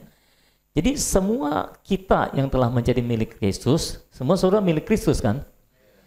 Sudah terima Yesus, sudah lahir baru, sudah jadi milik Kristus kan? Semua kita telah menyalibkan daging dengan segala hawa nafsu dan keinginannya. Jadi secara hukum ini sudah rampung. Kita telah menyalibkan daging dengan segala hawa nafsu dan keinginannya. Ini fakta rohani. Tapi kan dalam pengalaman seringkali daging masih hidup, masih berekspresi dengan bebas dalam hidup kita. Ada fakta rohani yang telah rampung, ada pengalaman yang belum dialami. Ya. Nah, jembatan untuk fakta rohani ini untuk menjadi pengalaman adalah iman. Kita harus percaya kepada penyatuan salib. Kita harus menerima apa yang telah dirampungkan di kayu salib, bahwa kita telah mati daging, kita telah menyalibkan daging dengan segala hawa nafsu dan keinginannya. Makanya tadi dikatakan ketika Roh Kudus terangi, kita menerapkan salib. Kita menerapkan salib artinya kita menerima apa yang sudah dilakukan oleh salib, yaitu kita telah menyalibkan daging dengan segala hawa nafsu dan keinginannya. Ya, jadi jangan berusaha untuk menaklukkan daging, jangan berusaha untuk mengubah daging, karena daging tidak bisa diubah. Kalaupun bisa berubah sementara, nanti balik lagi. Itulah sifat daging. Ada lagi yang mau bicara atau bertanya, silakan. Iya. Halo. Ya, halo. Ya, terima kasih buat kelima pembicara. Ini sangat luar biasa ya menurut saya pribadi gitu ya. Sebenarnya udah disampaikan di Aci juga, tapi sama sih. Sebenarnya benar yang dikatakan Pak Sony, kita nggak boleh berjuang untuk menaklukkan dagingnya. Karena ini buat saya, semua pembicara tadi ngomong inilah kunci hidup orang Kristen termasuk saya. Jadi saya tanpa sadar gini ya, kenapa hidup saya kayak kecoa ya? Kepalanya Kristus harusnya udah mati. Kecoa kalau dipotong kepalanya kan tetap hidup badannya itu. Oh. Saya menangkapnya kok kenapa hidup saya kok kecoa gitu ya. Oh, kepalanya kan Kristus sudah mati, sebenarnya kan saya udah ikut mati juga. Tapi ini luar biasa. Iya, ini luar biasa buat saya gitu ya. Ini benar-benar yang harus diterapkan gaya hidup seorang Kristen termasuk saya. Kita hanya apa tadi Michael yang diperkatakan? Menerapkan salib dalam kehidupan sehari-hari. Itu semua perbuatan daging udah mati. Amin. Ya, itu benar-benar mulai saat ini mari kita semua harus menerapkan salib setiap hari. Iya. Kita nggak mau seperti kecoa. Saya nggak mau seperti kecoa. Iya. Walaupun kepalanya sudah mati, dia badannya tetap hidup. Karena Kristus itu udah mati, harusnya saya sudah mati. Amin. Mulai saat ini saya juga mengakui memang benar-benar saya harus bisa. Maksudnya harus bisa seperti yang Kristus yang udah mati, saya harus mati sebagai badan, saya sebagai tubuhnya. Amin. Ya, terima kasih Pak. Amin. Kalau mati baru saudara bisa bangkit. Tetapi dengar baik-baik, kebangkitan kita nggak gembar-gembor. Kematian yang kita gembar-gembor. Perhatikan nggak, saudara, selama ini saudara selalu beritanya salib Kristus, salib Kristus, salib Kristus kan?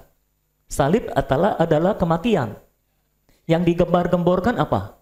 Kematian, bukan kebangkitan. Padahal setelah mati Yesus bangkit, ya kan? Karena Tuhan Yesus memang nggak pernah gembar-gembor bangkitnya, matinya. Jadi kenapa kita menekankan kematian salib?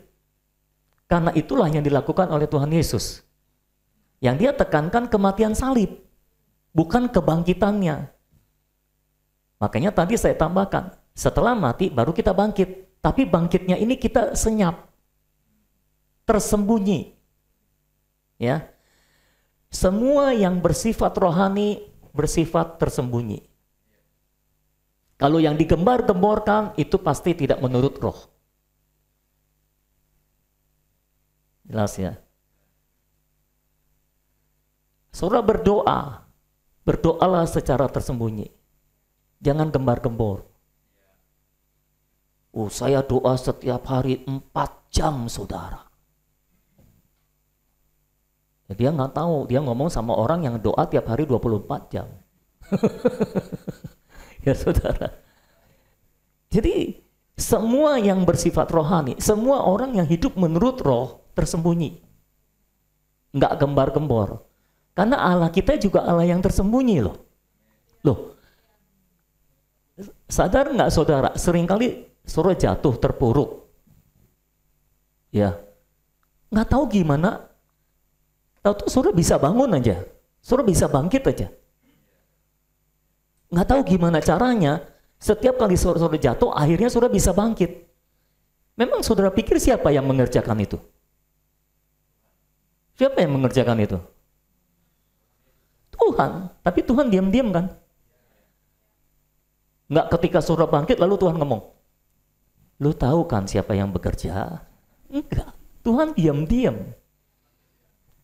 Manusianya yang saudara tahu saya bisa bangkit karena saya berdoa banyak. Nah ini, kalau orang sudah ngomong saya bisa bangkit karena saya taat, karena saya berdoa banyak. Saya, aku, itulah daging.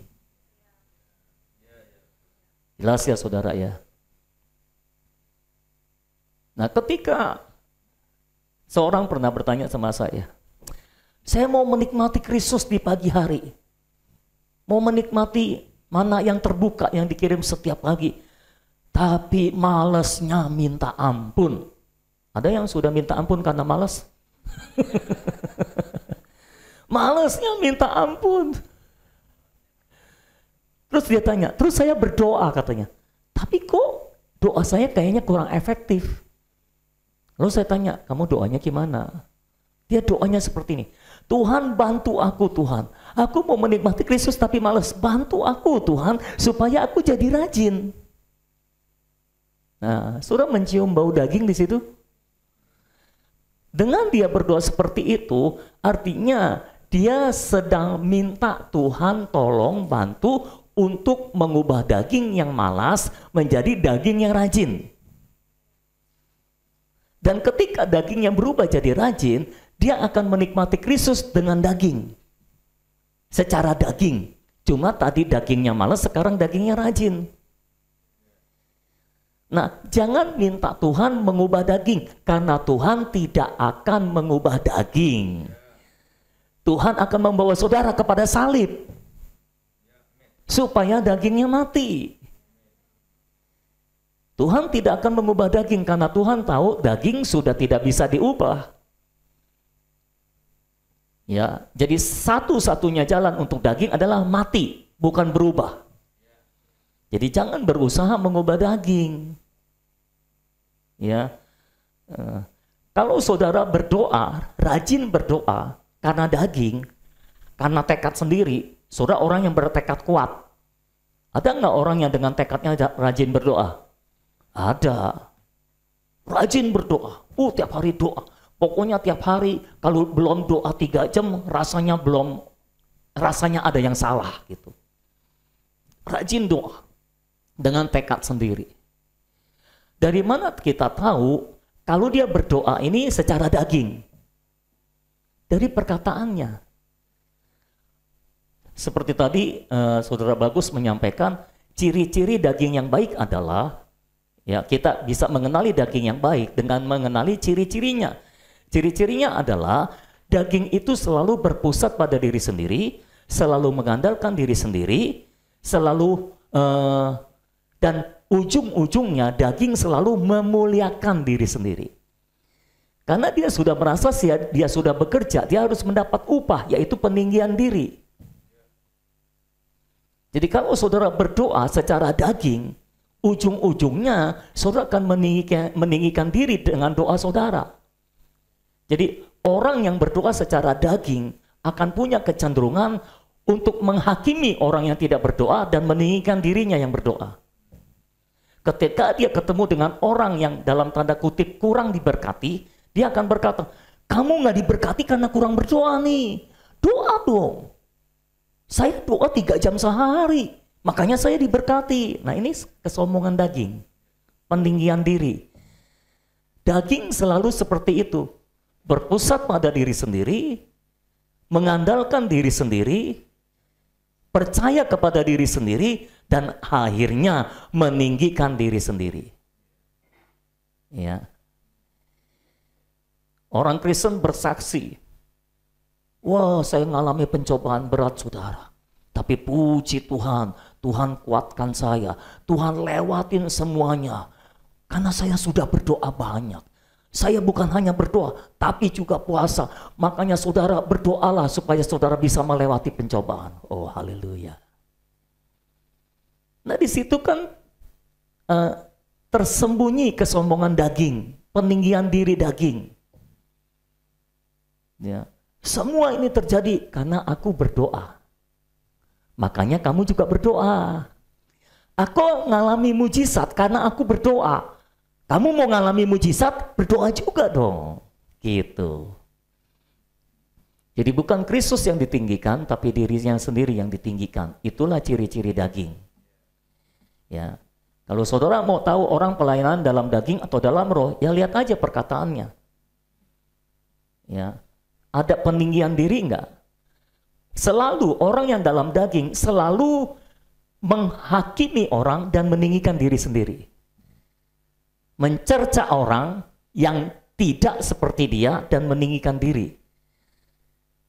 Ngomongnya sih, ya supaya meneladani aku gitu. Ya itu kan cuma kemasan, isinya tetap daging. Semua orang yang berjalan menurut roh bekerja secara tersembunyi. Ya. Apakah di sini masih terjadi mujizat? Karena kan beberapa orang mungkin berkata, dulu di sini banyak mujizat, sekarang nggak ada mujizat. Loh, kita ngalami banyak mujizat kok, cuma kita diam-diam, nggak gembar-gembor. Kalau dulu gembar-gembor. Jadi wah, di blow up gitu ya saudara. Ini kita doa untuk orang sakit sembuh. Boleh nggak? Boleh nggak doa untuk orang sakit sembuh? Boleh dong, masa nggak boleh sih?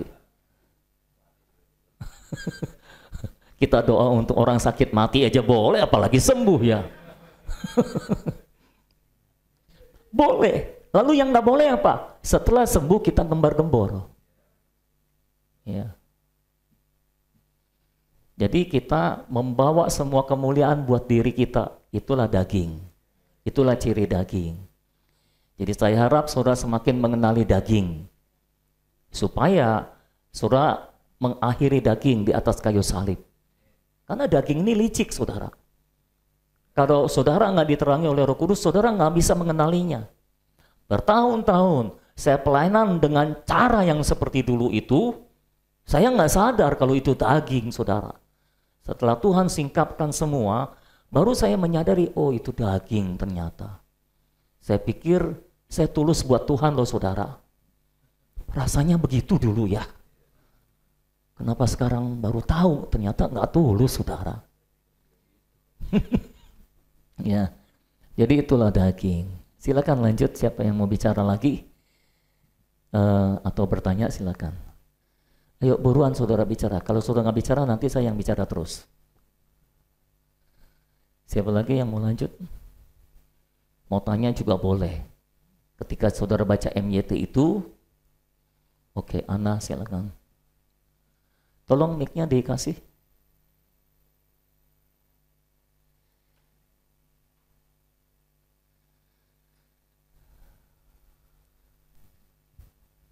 Tes.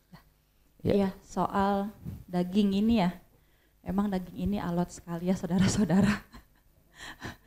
Oke, saya cuma mau ingin seperti meneguhkan aja gitu ya soal daging. Awal kan pas kita ngebahas tentang daging ini, saya sempat berpikir begini. Aduh, kalau saya harus mematikan daging terus, kan saya nggak akan sanggup gitu. Walaupun kita melakukannya setiap hari, kita menyangkal diri, menyalibkan daging kita setiap hari, percaya bahwa Tuhan Roh Kudus bantu atau tolong, tapi kan saya masih di dunia nih Tuhan gitu kan, saya masih punya daging gitu. Dan puji Tuhannya setelah itu kalau nggak salah, setelah saya punya pikiran itu beberapa hari kemudian deh, itu ada MYT-nya juga bilang gini, daging itu tetap ada, daging itu tetap ada karena kita masih di dunia gitu. Nah, daging itu benar-benar akan hilang, akan mati ketika kita mempunyai tubuh kemuliaan. Setelah saya baca itu, saya menghela napas dan puji Tuhan. Tapi bukan berarti itu adalah menjadi celah kita, enggak. Kita tetap melakukan, kita tetap bertekad untuk kita terus menyalibkan daging kita dengan kita terus bersandar kepada Tuhan. Nah, setelah MYT itu kan terus bersambung tuh. Sampai waktu pas kita lagi ngebahas di kelas melatih roh tentang mengenali daging itu seperti benar-benar ketika ada MYT yang saya baca bahwa daging itu tetap ada dan kita maksudnya nggak akan mungkin bisa sanggup untuk gimana sih itu kalimatnya jadi mengalahkan daging. Mengalahkan daging itu tiba-tiba ada MYT yang pas kita di kelas melatih roh itu bersandar kepada Tuhan, dan ketika kita bahas itu pun ada lagi tuh bersandar kepada Tuhannya itu kita pakai kekuatan sendiri apa benar-benar kita pakai roh. Nah itu kan lebih dalam lagi gitu, dan di situ saya bersyukur gitu kalau setiap harinya itu ketika kita menikmati Tuhan, tidak hanya menikmati Tuhan tapi kita mencerna Tuhan, kita mengunyah, terus kita benar-benar menyerap Kristus itu tuh setiap hari itu pasti ada terang yang membuat saya semakin wow God, you are amazing. Ketika saya mengatakan Tuhan itu amazing, di waktu yang sama saya semakin sorry nih biar lebih lebih nancep, gue tuh nggak ada apa-apanya loh Tuhan. Maksudnya saya tuh seperti manusia yang benar-benar ya ampun, nggak ada yang bisa dibanggain, nggak ada yang bisa diapa-apain deh gitu. Kalau nggak benar-benar Tuhan gitu yang benar-benar bekerja, dan saya semakin merasakan semakin dalam gitu bahwa saya udah nggak mau lagi, maksudnya saya tidak berusaha untuk melakukan ini dan itu. Saya hanya bertekad untuk menikmati, menyerap, menyerukan nama Tuhan hanya itu yang saya lakukan, mendoa bacakan Alkitab. Itu sebenarnya hal yang nggak terlalu sulit gitu. Itu mudah, dan saya nggak harus berdoa pun nggak harus yang kayak ngedor-ngedor pintu, teriak-teriak gitu. Tapi saya merasakan dengan saya melakukan itu, dengan terus bertambahnya hari, saya melakukannya itu tanpa itu loh, tanpa harus dipaksa-paksa gitu. Apalagi yang kita harus menyalipkan daging itu, mungkin awal-awal saya berpikir gini, wah ini yang harus saya lakukan ya tiap pagi, bla bla bla bla bla bla. Tapi dengan terus saya menikmati Tuhan, saya dapat terus kalau saya lagi keluar roh nih ya, kan berasa tuh ya, lagi keluar, terus saya hanya menyuruhkan nama Tuhan, saya bisa balik lagi. Itu benar-benar sebenarnya nggak susah gitu. Tapi terkadang memang saya masih mengakui gitu kalau saya masih kadang suka lupa gitu. Tapi puji Tuhan, Roh Kudus masih terus ngingetin gitu kan, ditambah apalagi kalau misalnya kita baca pagi MYT, bisa tiba-tiba tuh ya di siang hari kalau lagi habis makan siang, saya bisa yang lihat buka handphone, saya bisa baca Alkitab 1 ayat. Itu bukan anak banget soalnya. Kalau udah kerja seharian tuh ya udah kan pagi udah menikmati Tuhan pagi nih, ya udah paling sisanya menyerukan nama Tuhan doang gitu. Tapi bisa entah saya cuman bilang gini sama Tuhan, Tuhan saya bertekad hanya untuk menikmati Engkau, untuk menyerap Engkau Tuhan, menyerukan nama Engkau gitu kan. Cuman sebatas itu, tapi Tuhan yang bekerja di dalam itu tanpa saya sadari, dan saya bersyukur. Apalagi kan kita terus membahas masalah daging, semakin mengerti daging yang baik aja itu di mata Tuhan tuh nggak baik. Nah kalau kita nggak dapet terangnya, itu akan bikin bingung. Tapi ketika kita dapat terang, itu apa yang kita lakukan itu sekarang, kalau saya pribadi ya, apa yang saya lakukan itu saya sekarang langsung kayak bilang sama Tuhan gini, aduh Tuhan ini kayaknya bukan saya di Tuhan, kayaknya ini Tuhan deh. Jadi seperti apa ya, bukannya jadi aneh, enggak, tapi saya menyadari gitu apa yang saya lakukan itu kalau enggak sama Tuhan itu enggak mungkin. Dan saya sudah tidak ada kecenderungan untuk show up, untuk bilang kalau itu saya loh, walaupun saya pakai nama Tuhan loh, itu kalau nggak karena Tuhan nggak mungkin. Tapi saya mulai mengerti dan mulai mengenali apakah itu kesombongan saya atau memang benar-benar saya mengucap syukur. Nah saya mulai mengenali di situ. Kan kalau saya bisa cerita sedikit, kalau yang kemarin-kemarin gitu yang sebelum dibukain tentang daging, mungkin saya bilang ini karena Tuhan, tapi tanpa saya sadari itu saya show up gitu. Saya bilang ini Tuhan loh, tapi ada yang terselubungnya nih kayak gitu. Tapi dengan adanya MYT yang kita ngebahas daging yang paling baik pun, saya semakin mengenali gitu, walaupun memang belum secanggih Dad lah mungkin lah ya, tapi saya mulai mengenali apakah itu ada kesombongan atau saya benar-benar mengucap syukur ini Tuhan, dan saya tidak ada lagi kecenderungan untuk show up orang-orang. Saya hanya menikmati itu antara saya dan Tuhan kayak gitu. Itu aja sih. Oke. Amin. Saya tambahkan yang tadi, saya lanjutkan berdoa kalau saudara malas untuk berdoa, ya. Jadi bagi saudara-saudara yang suka malas berdoa, dagingnya daging malas, ada yang dagingnya rajin, ada yang daging yang malas kan. Daging itu kan manusia alamiah kita, ya. Kalau saudara malas berdoa, lalu gimana? Ya saudara harus berdoa, jangan bertekad. Jangan bertekad, aku harus berdoa. Nah, itu namanya usaha daging. Apa yang harus saudara lakukan? Bersandar pada pekerjaan Roh Kudus. Berdoalah seperti ini, Tuhan, aku mau menikmati Tuhan, tapi aku malas Tuhan. Tapi aku mau menikmati Tuhan. Tuhan, aku mau menikmati Tuhan sebagai roti hidup. Aku mau menikmati Tuhan sebagai roti hidup yang mengenyangkan aku. Aku mau menikmati Tuhan sebagai air hidup yang memuaskan aku. Oh, aku mau minum Engkau Tuhan. Aku mau menghirup Tuhan seperti udara yang kuhirup. Tuhan, aku mau makan Tuhan, aku mau minum Tuhan, aku mau menghirup Tuhan. Aku mau menyerap Tuhan. Kalau saudara berdoa seperti itu, nggak sadar ternyata saudara sudah berdoa 1 jam loh. Doanya sih, ngomongnya sih, ya Tuhan aku mau menikmati Engkau sebagai air hidup, tapi aku males Tuhan. Gimana Tuhan, tolong aku Tuhan. Aku mau menikmati Tuhan. Jadi fokusnya bukan pada minta bantuan Tuhan supaya saudara rajin berdoa, tapi pada menikmati Tuhannya. Seperti gitu. Ya. Jadi ketika saudara malas, bawa aja kah daging yang malas itu ke atas salib. Kalau dagingnya lagi rajin, bawa juga ke atas salib.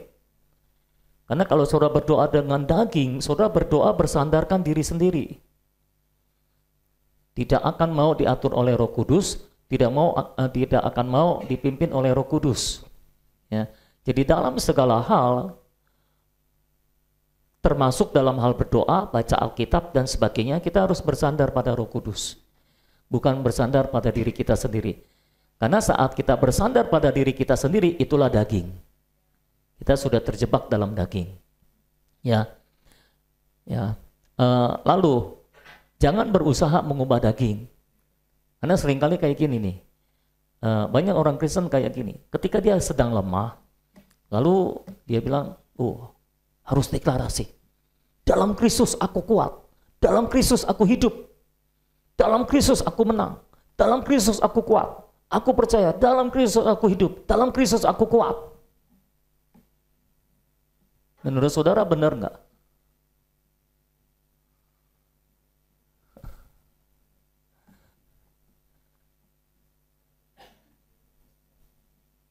Ya, kalau saudara nggak mengerti kebenaran secara tuntas, saudara akan berpikir ini benar. Nggak benar.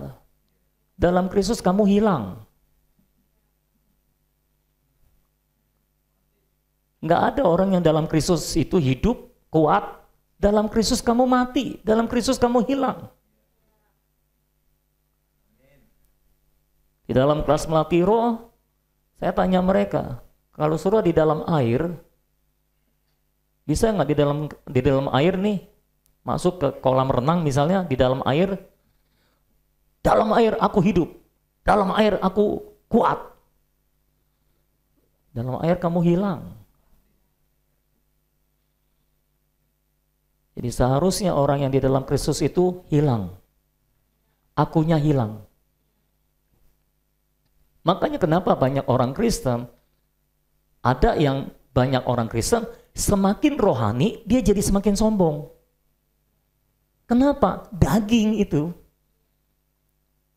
Karena dia mengejar rohani dengan kekuatannya sendiri. Ya, dia banyak berdoa dengan kekuatannya sendiri, dia banyak baca Alkitab, banyak belajar Alkitab dengan kekuatannya sendiri. Akhir-akhirnya jadi sombong, itulah ciri daging. Kalau ujung-ujungnya jadi sombong itu pasti daging. Usaha daging. Usaha daging selalu menuntut peninggian diri sendiri. Itulah usaha daging, ya saudara. Jadi hati-hati dalam segala hal kita harus bersandar pada Roh Kudus. Dalam berbicara, dalam mendengar, dalam mengelola perusahaan, dalam berdoa, dalam memuji Tuhan, dalam membaca Alkitab, kita semua harus bersandar pada Roh Kudus. Dalam melayani harus bersandar pada Roh Kudus, bukan pada usaha sendiri. Kalau kita menjadi rohani karena usaha sendiri, hasilnya adalah saudara akan cenderung menghakimi orang dan meninggikan diri sendiri. Itu karena itu adalah usaha daging. Oke, ada lagi yang mau bicara? Kalau nggak ada, saya bicara lagi. Mungkin kesimpulannya, saudara, kesimpulannya. Kenapa sih Tuhan kok nggak senang benar sama daging? Daging itu berlawanan dengan Tuhan. Jadi kalau saudara hidup menurut daging, nggak mungkin memperkenan Tuhan. Saudara berdoa dengan daging, nggak memperkenan Tuhan. Ada orang bilang gini, kalau kita bertekad memperkenan hati Tuhan, kita bertekad berdoa, kita usaha doa, kita usaha baca Alkitab, Tuhan pasti menghargailah. Maafkan saya, Tuhan tidak pernah menghargai daging. Tuhan menghargai penyerahan. Tuhan menghargai kebergantungan terhadap Tuhan. Ya. Ya kan Dengan berdoa kita bergantung. Pertanyaan saya, waktu kamu berdoa, kamu bergantung nggak? Kalau waktu berdoanya nggak bergantung, berarti doanya bukan ekspresi kebergantungan. Iya kan? Kalau dalam doanya nggak bergantung, berarti itu bukan ekspresi kebergantungan. Kalau kita bergantung kepada Tuhan, memang kita berdoa. Setiap saat kita berdoa. Menghadapi apapun juga kita berdoa, itu kita bergantung. Ya. Tapi jangan karena kebiasaan. Ada orang doa itu cuma karena latah, bukan karena bergantung. Ya. Pastikan karena bergantung, seperti itu. Terus kenapa kita nggak boleh berjalan menurut daging, hidup menurut daging? Saudara, daging itu adalah manusia alamiah kita. Semua yang dilahirkan secara alamiah itu daging. Tuhan Yesus berkata dalam Yohanes pasal 3 ayat 6, apa yang lahir dari daging adalah daging, apa yang lahir dari roh adalah roh. Jadi kita semua kan dilahirkan secara alamiah dari benih orang tua kita. Nah, orang tua kita itu lahir dari daging. Jadi kita juga dilahirkan dari daging. Jadi alamiah kita itu adalah daging. Yang disebut oleh Alkitab daging itu adalah alamiah kita. Ya. Kepribadian kita yang alamiah, pikiran kita yang alamiah, perasaan kita, tekad kita yang alamiah, itu semua daging. Nah, secara alamiah kan ada yang jahat, ada yang baik. Ya, di dalam diri orang jahat pun ada yang baiknya. Di dalam diri orang baik pun ada jahatnya. Itu secara alamiah semuanya begitu. Karena yang alamiah itu semua hasil dari pohon pengetahuan baik dan jahat. Jadi baik dan jahat bercampur di dalam diri kita secara alamiah. Semua orang yang belum dilahirkan kembali itu adalah daging alamiah. Ya. Jadi satu-satunya orang yang tidak alamiah adalah Kristus. Makanya ketika kita menerima Yesus Kristus sebagai Tuhan dan Juru Selamat kita, dia masuk ke dalam roh kita, kita merasa dia ada di dalam kita.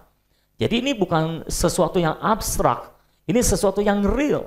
Alkitab berkata, Roh Kudus bersaksi bersama-sama dengan roh kita, menyaksikan bahwa kita adalah anak-anak Allah. Itu sebabnya kita yakin kita adalah anak Allah. Siapa anak Allah di sini? Puji Tuhan. Kenapa kita yakin kita anak Allah? Ada kesaksian di dalam. Siapa yang bersaksi? Roh kita dan Roh Kudus. Ya, Tuhan Yesus masuk di dalam Roh Kudus, di dalam roh kita.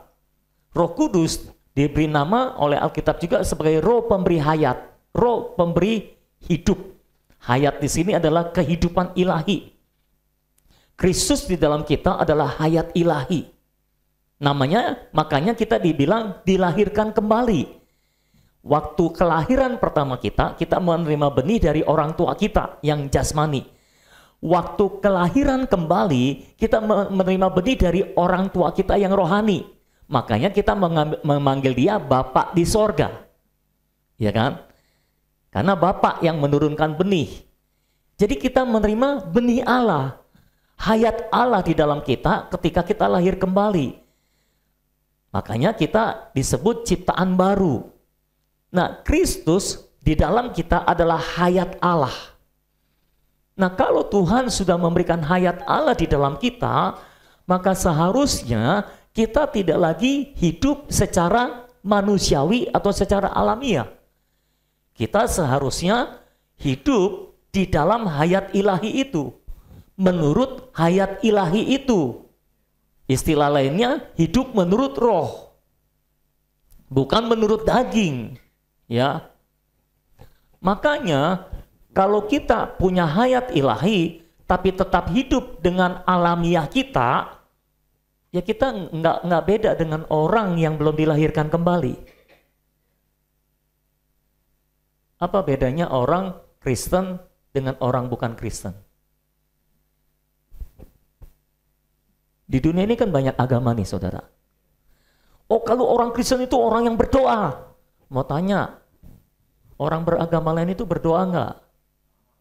Sama berdoa. Berarti sama dong, bukan bedanya dong berarti. Orang Kristen itu orang yang baik, penuh kasih. Mau tanya, orang beragama di luar sana baik atau enggak?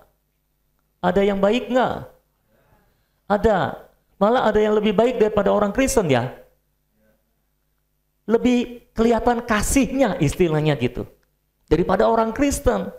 Oh, berarti itu bukan titik perbedaan antara orang Kristen dengan orang non-Kristen. Apalagi bedanya? Kekristenan itu bukan agama. Kekristenan itu hubungan. Kita punya hubungan dengan Allah. Mau tanya, orang beragama di luar sana merasa punya hubungan dengan Allah atau enggak? Ya. Mereka berdoa atau enggak? Doa. Malah doanya lebih banyak lagi. Saudara doa sehari berapa kali? Sekali. Mereka 5 kali, kalah saudara. Berarti itu bukan titik perbedaannya dong. Lalu kenapa? Apa istimewanya kekristenan?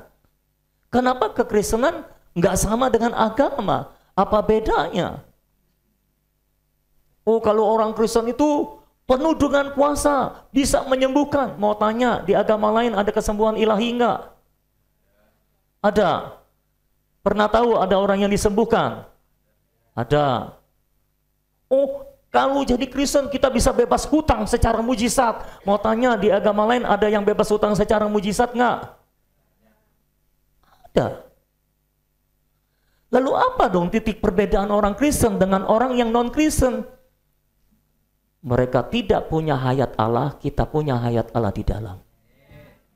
Cuma itu titik perbedaannya. Selebihnya nggak ada titik perbedaan yang lain.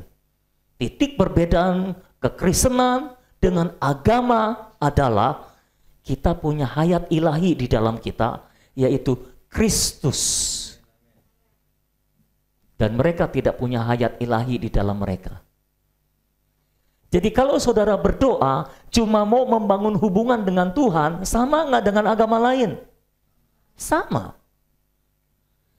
Itu sebabnya kalau saudara berdoa, berdoalah berdasarkan Kristus di dalammu. Baru ini berkenan. Tapi selama saudara berdoa dengan tekad untuk memperkenan hati Tuhan, sama nggak dengan agama lain? Sama. Mereka bahkan tekadnya bisa lebih kuat.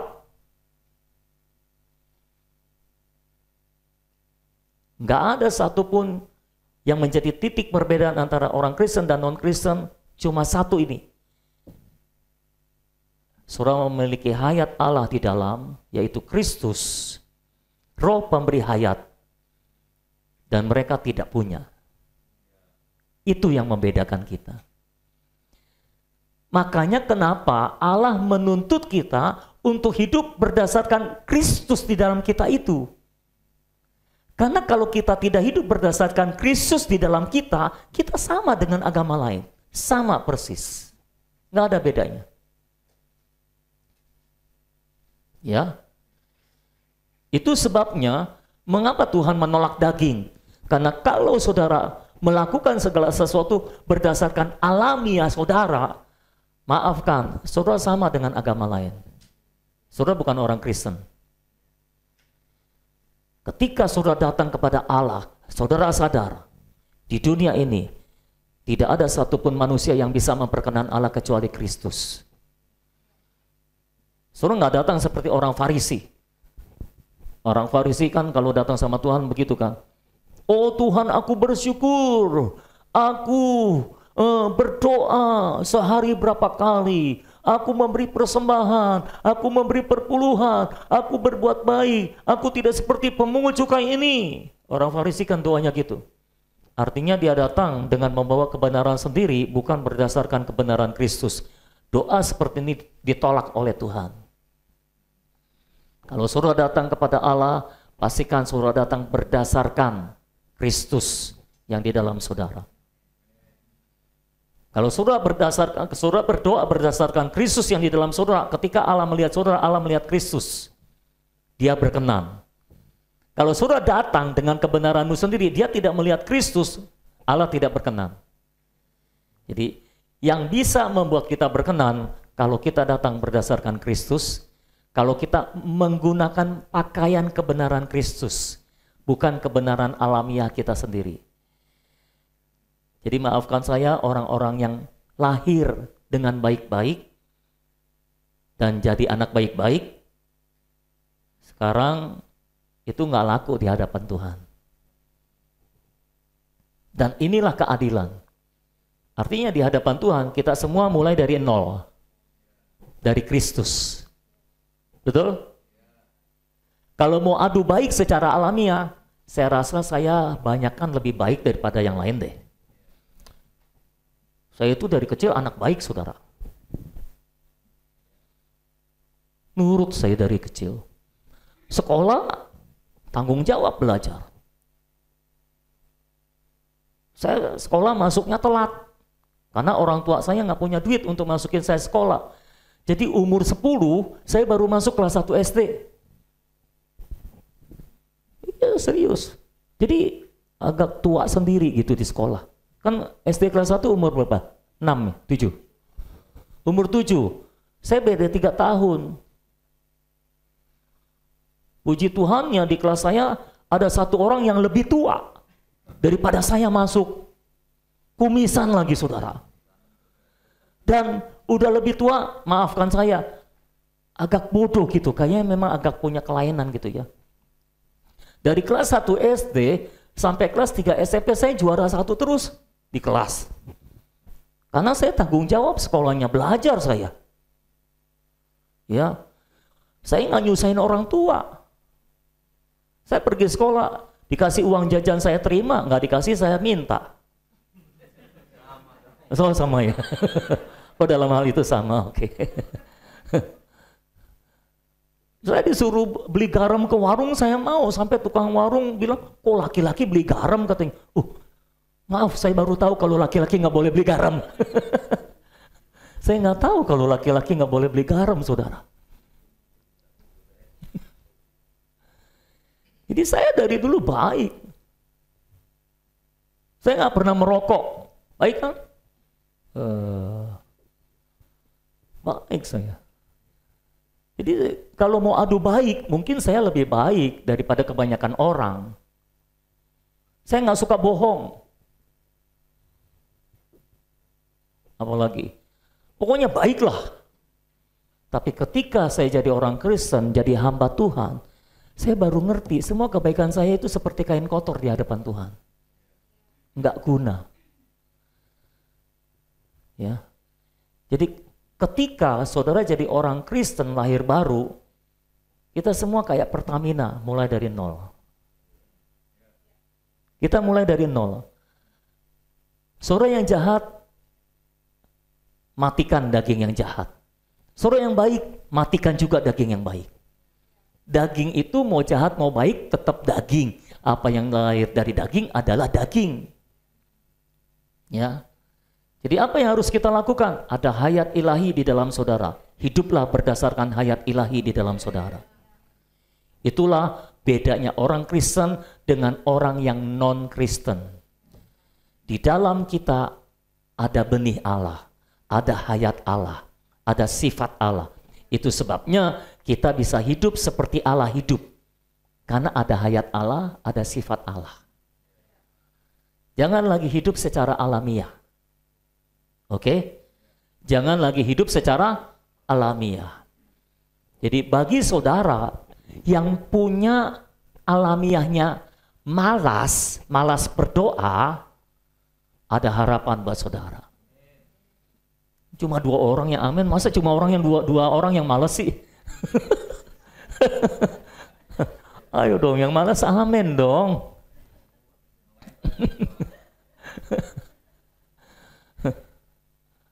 Jadi bagi yang malas alamiahnya ada harapan buat saudara. Karena Tuhan tidak berdasarkan saudara malas atau rajin. Kalau saudara berserah kepada Tuhan, dari dalam saudara akan mengalir aliran-aliran air hidup. Amin. Apakah itu berlaku buat orang yang rajin dan orang yang malas? Iya. Dan bagi saudara yang rajin, maafkan, jangan berbangga hati. Saudara perlu dinetralisir. Saudara perlu dinolkan oleh Tuhan. Itu sebabnya banyak orang Kristen yang rajin berdoa digagalkan oleh Tuhan. doa ini nggak terjadi, doa itu nggak terjadi. Sampai kepahitan sama Tuhan. Tuhan, kenapa aku doa nggak terjadi? Katanya Tuhan adalah Tuhan yang menjawab doa. Kalau Tuhan mau jawab, Tuhan bilang, ini aku sedang menjawab doamu. Cuma kamu nggak tahu aja. Dan memang jawaban doanya, maaf, belum sesuai harapan. Karena Tuhan menjawab doa bukan berdasarkan harapan kita juga, tapi berdasarkan penggenapan rencana Tuhan. Pokoknya singkat kata, di hadapan Tuhan, semua yang alamiah harus mati. Tidak berlaku. Kita semua harus dinolkan. Sehingga kita tidak lagi bersandar pada alamiah kita, tapi kita semata-mata bersandar pada Roh Kudus. Amin, saudara-saudara. Amin. Ya, kalau semua sudah amin, kita akan masuk dalam perjamuan kudus.